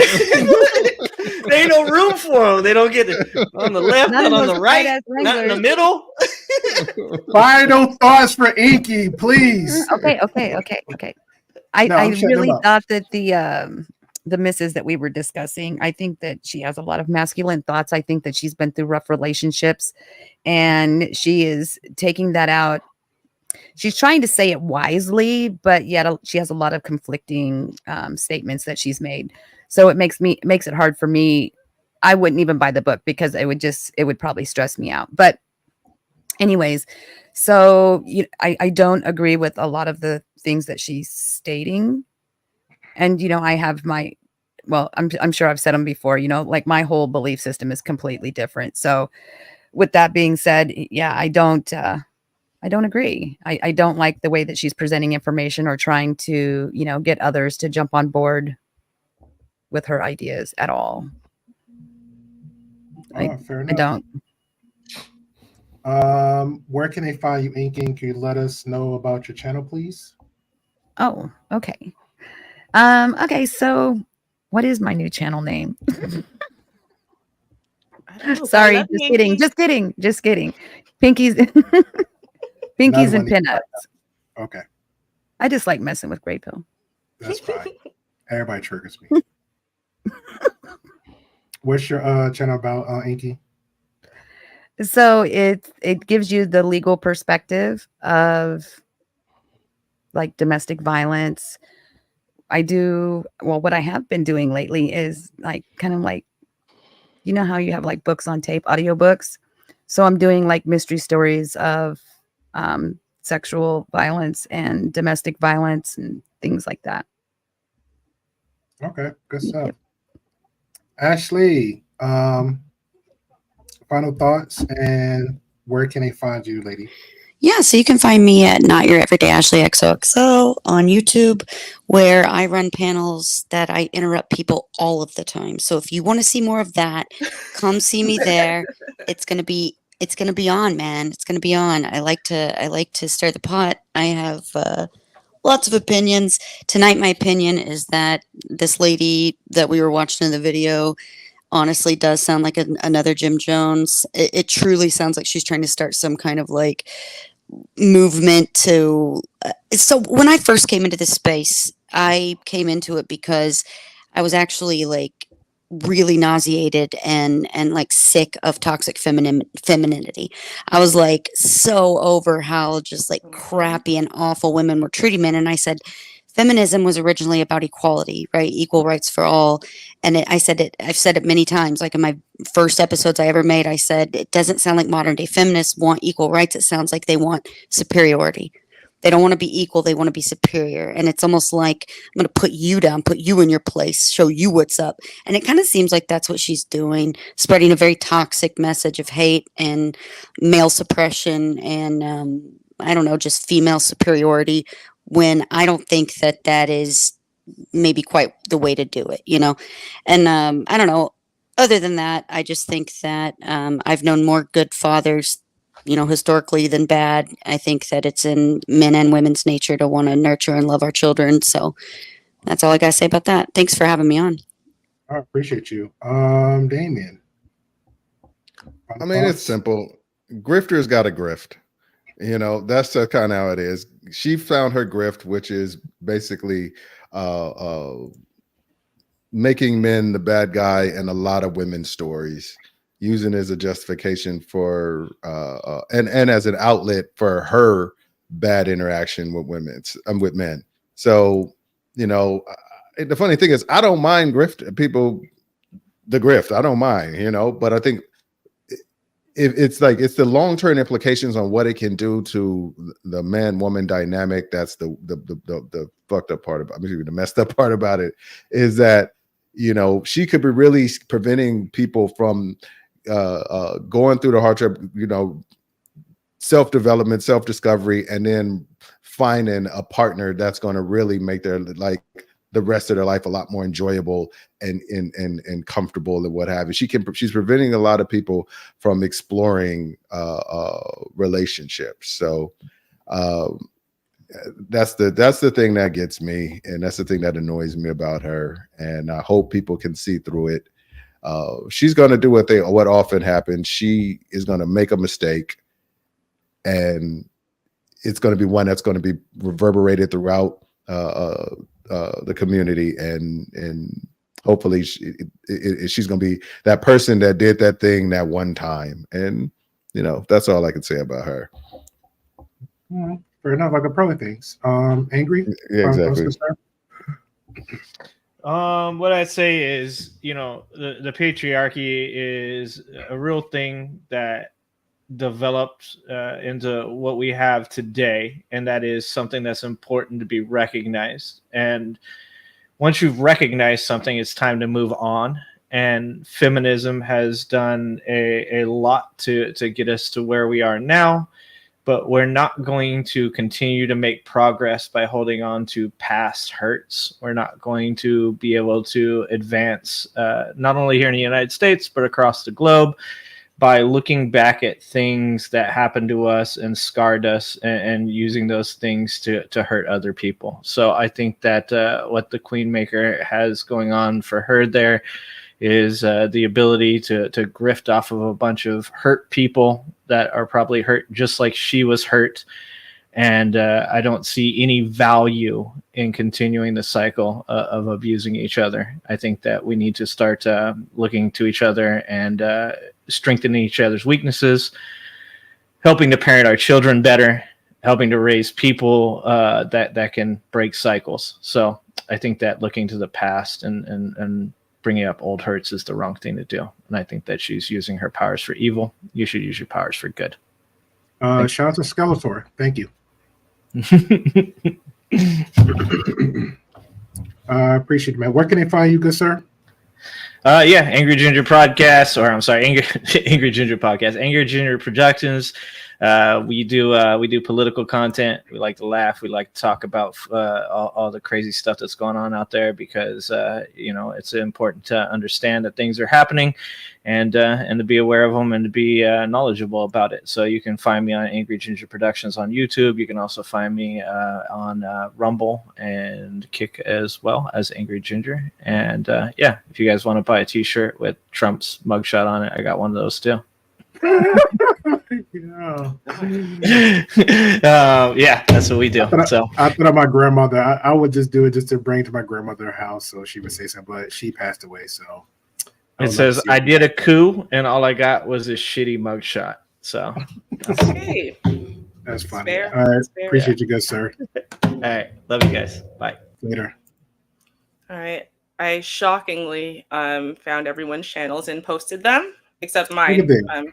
But I posted it from my channel that I actually do content on. Apparently not this week because I'm too sick, except for I still showed up today. I'm like literally sopping wet. Like I'm like, when you're like sick and so like you're pouring sweat, like I'm sopping wet. Oh my God. I'm so sick. I should not have done this at all. And I should have left like an hour ago, but I'm here. Yay. I couldn't not do the Princella topic. And I think that was, if it was any other topic, I would have called in sick. But I really hate this woman. So I really wanted to be present. First, I want to say kudos to Ashley, because she did do way better. Like, this is probably the best that I've ever seen her on a panel. No cussing, she was mostly like really interactive with everyone. Like did like an awesome job. So when she was like, yeah, you should give me like, my flowers, we should. She honestly did an awesome job. And she didn't let it, when we were like, at each other's throats, she didn't let it derail the whole night. Super proud of her. Awesome. I love all of you, obviously, but now on to Princella. I'm going to explain to you what my issue is with her. Maybe it's because when I came to this space, the reason why I first went into the manosphere, okay, is very different than it is now. Okay, it was like 7-8 years ago. The reason why I went there is because it was all facts over feelings, for real facts over feelings. So the fact that I disagreed with the guys and stuff about stuff was fine, because I came and I brought my research, I brought my statistics, I brought my facts, right? And as long as you brought facts, it's facts over feelings. And I really respected that. And I was a married woman, and I had a lot of respect for, basically traditional values, and basically like a trad wife in a lot of ways. And so was Princella. Okay. Now I understand that things can change in your life, and especially once your husband leaves you and you ain't really worth a damn otherwise, you don't really know what you're gonna do, and you need to make money. I get it. I do. Since I've come to the manosphere space 7-8 years ago, right? I've watched a lot of people suddenly switch up, of course Pearl being one of them, and suddenly go from being balanced or fair or just, you know, working with some integrity to suddenly going to some wild extreme to either destroy men or destroy women. And it's all about the buck, it's all about the dollar. They don't care who they're destroying, they don't care what poison they're laying in the well. Okay, Princella doesn't care. She doesn't care. As soon as don't give her the credit of not being intelligent. Don't give her the credit of not knowing better or not knowing, or oh, she's just hurt. And no. She's doing this on purpose. Okay, she's taking a group of people she didn't care about, i.e., Black women. She did not care about them. What, a few years ago? You think she cares now? She didn't have anything good to say about Black women 5 years ago. You think she just randomly changed her mind? Like she hadn't been a Black woman for decades of her life up until that point? No, she doesn't care about Black women. She still doesn't. Right? And she just said, okay, well, the men aren't really paying me for not having anything revolutionary to say and kind of just being fair and balanced over here. So you know what? Hey, maybe if I go the opposite way and go, hey guys, I'm divorced. I hate men. Let's all hate men together. I hate men so much I started liking the tang from women, right? Like, she said, hey, maybe that's going to get me somewhere. And I can still capitalize off of those men who are attracted to my body and are attracted to, you know, angry, abusive women. And that's what she's doing.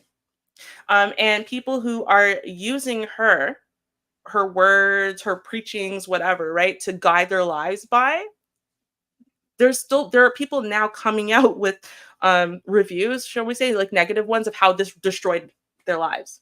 And for people like a lady and say, but isn't this just like Kevin Samuels? Isn't this just like Kevin Samuels? Like, I'm not sure why you think that's better or that somehow validates it. Like, that just proves to me how wrong it is, right? And when people came out about Kevin Samuels and how, you know, Kevin Samuels hustled them or did something wrong or whatever, and people wanted to just dismiss that, I'm sure the women who are now wanting to cape for Princella said, well, yeah, but that's like destructive. We should pay attention to this.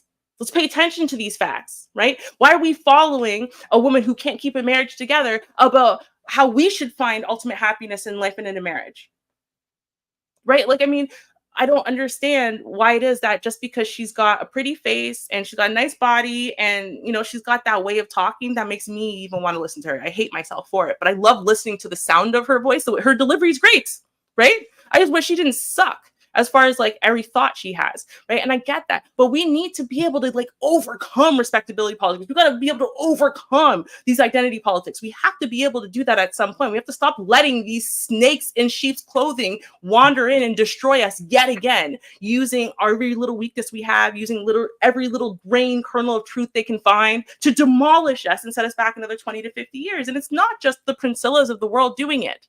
Okay, absolutely. But two wrongs don't make it right. We've got to destroy the Princellas in the same way we have to destroy the ones on the other sides, right? Who are equally destructive and equally full of it. And we need to start uplifting and pedestalizing, if necessary, right? The people who have those balanced, intelligent, and I don't know, fully informed perspectives, right? The people who are married, the people who are doing it right, who have kept it together, who are practicing what they preach, so on and so forth. We have to learn how to figure out how to do that, because until we do, we're just going to be continually perpetuating our destruction. And that's why I hate Princella, because she is literally a very enticing perpetual destruction of our community. So, all right. Fair enough. I appreciate that. Go get some rest, go sleep well, not a good stuff. And I will check with you later. Night night. Night night. All right, this was a fun one. I appreciate everybody for chiming in and adding their perspectives in the chat. I appreciate everybody having a lot of questions in the chat. This is stuff that I look for. So me personally, I believe in free thinkers. Have a perspective of your own. If you want to add something to the conversation, this is what the chat for. This is what the panel for. Nobody's not going to exclude you, but what I will not tolerate 100% is disrespectful people in chat.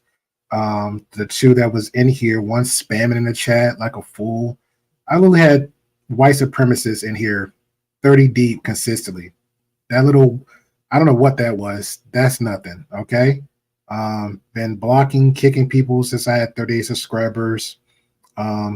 Yeah, that's nothing. But what I will not tolerate is people disrespecting one another, like example, calling out names, people in chat calling the panel's names, or the chat, or the people in the panel disrespecting the chat. I will not tolerate that. So you will get timed out, and if it continues again, you haven't learned your lesson, then you will just get automatically kicked. You're more than welcome to come in and have a conversation. I'm not gonna disregard or diminish somebody because you have a different opinion. I give an example like this. In case, hey, you're dramatic. That's her opinion. She feels how she feels. Am I going to kick or ban or whatever to Mackenzie? No. Nobody's not losing sleep. That's her right to have that opinion. But if you're a guest in my panel, you calling my chat stupid, dumb, and stuff like that, you're going to get checked. If a chat member, especially new, old, I don't care who you are, is calling somebody stupid, dumb, or trying to disrespect somebody, body shame, whatever, I expect all my mods to step up and check them. I should not have to call it out. I should not have to say it. We know how we do over here. It's respect first. I'm good with the conversations. For example, Ruby and Ashley is a perfect example. They have back and forth all the time. But guess what? At the end of the day, they still give credit where credit is due. None of them two women is losing sleep on the other. They all have lives. And I think that's what the point is. So with that being said, as far as Priscilla goes, I do agree with a lot everybody's saying. I really didn't understand a lot of the conversations she was trying, or the points that she was trying to make. I think there was a lot of context that was missing. I think there was a lot of some evidence was shown, but at the same time, Ms. Priscilla will argue the fact, hey, well, I had a scientist on my panel. I had a this and that on my panel. I have credible people on there, so this validates me.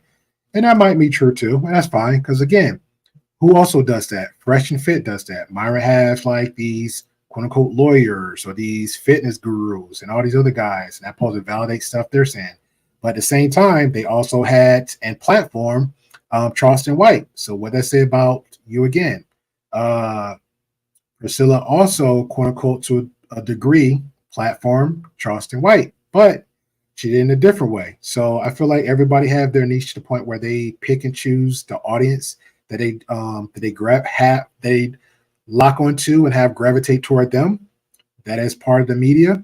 But a lot of us people that are saying that we are free thinkers, that we are have a different opinion. Let's say Dame from Can I Get Some Podcast, Angry Ginger, I'll Be That News, Ruby and her partner, Ashley XOXO, and Inky. We're all saying, hey, there's nothing wrong with having a conversation, but think before you have the conversation, because you are on media. Whatever you say on a platform that you're representing could be a little bit dangerous, could be a little bit influential. Well, it will be influential to people. So just be careful to people. I would say to my audience, my viewers, my people in the replay, if you're there again for the shenanigans, as long as you understand that's what it's for the shenanigans. Oh, this person gives some tea on person. I want to go there for the tea. This person, but also understand on the other side, hey, this person is dangerous, influencing kids, influencing minors, influencing damage, hurt men and women. So I need to stay away from that and just be aware of that person. Okay. So I will leave it there. I might react. Well, I'm not gonna say I might. In the morning when I wake up, maybe 12 p.m. Central Time, I'll react to a passport bro by the name of, they call him Johnny Salami, that was arrested in Japan for doing a lot of shenanigans in Japan with disrespecting men and women all up and down Japan. So we will have that conversation. And then I think I will make it Monday, have the reaction of Food Shop, where she agrees, or she doesn't believe that Pearly Things is a grifter. So definitely I have the Discord link for me, the emails, all this good stuff. So if you have some thoughts of topics of conversation for the group conversation, bring it into the emails, and I appreciate you guys. So thank everybody for coming on through. Where's my little outro here? And I will catch y'all guys later. At last. I know you're out there. I can feel you now. I know that you're afraid. You're afraid of us. You're afraid of change. I don't know the future. I didn't come here to tell you how this is going to end. I came here to tell you how it's going to begin. I'm going to hang up this phone, And then I'm going to show these people what you don't want them to see. I'm going to show them a world without you. A world without rules and controls, without borders or boundaries. A world where anything is possible. Where we go from there is a choice I leave to you.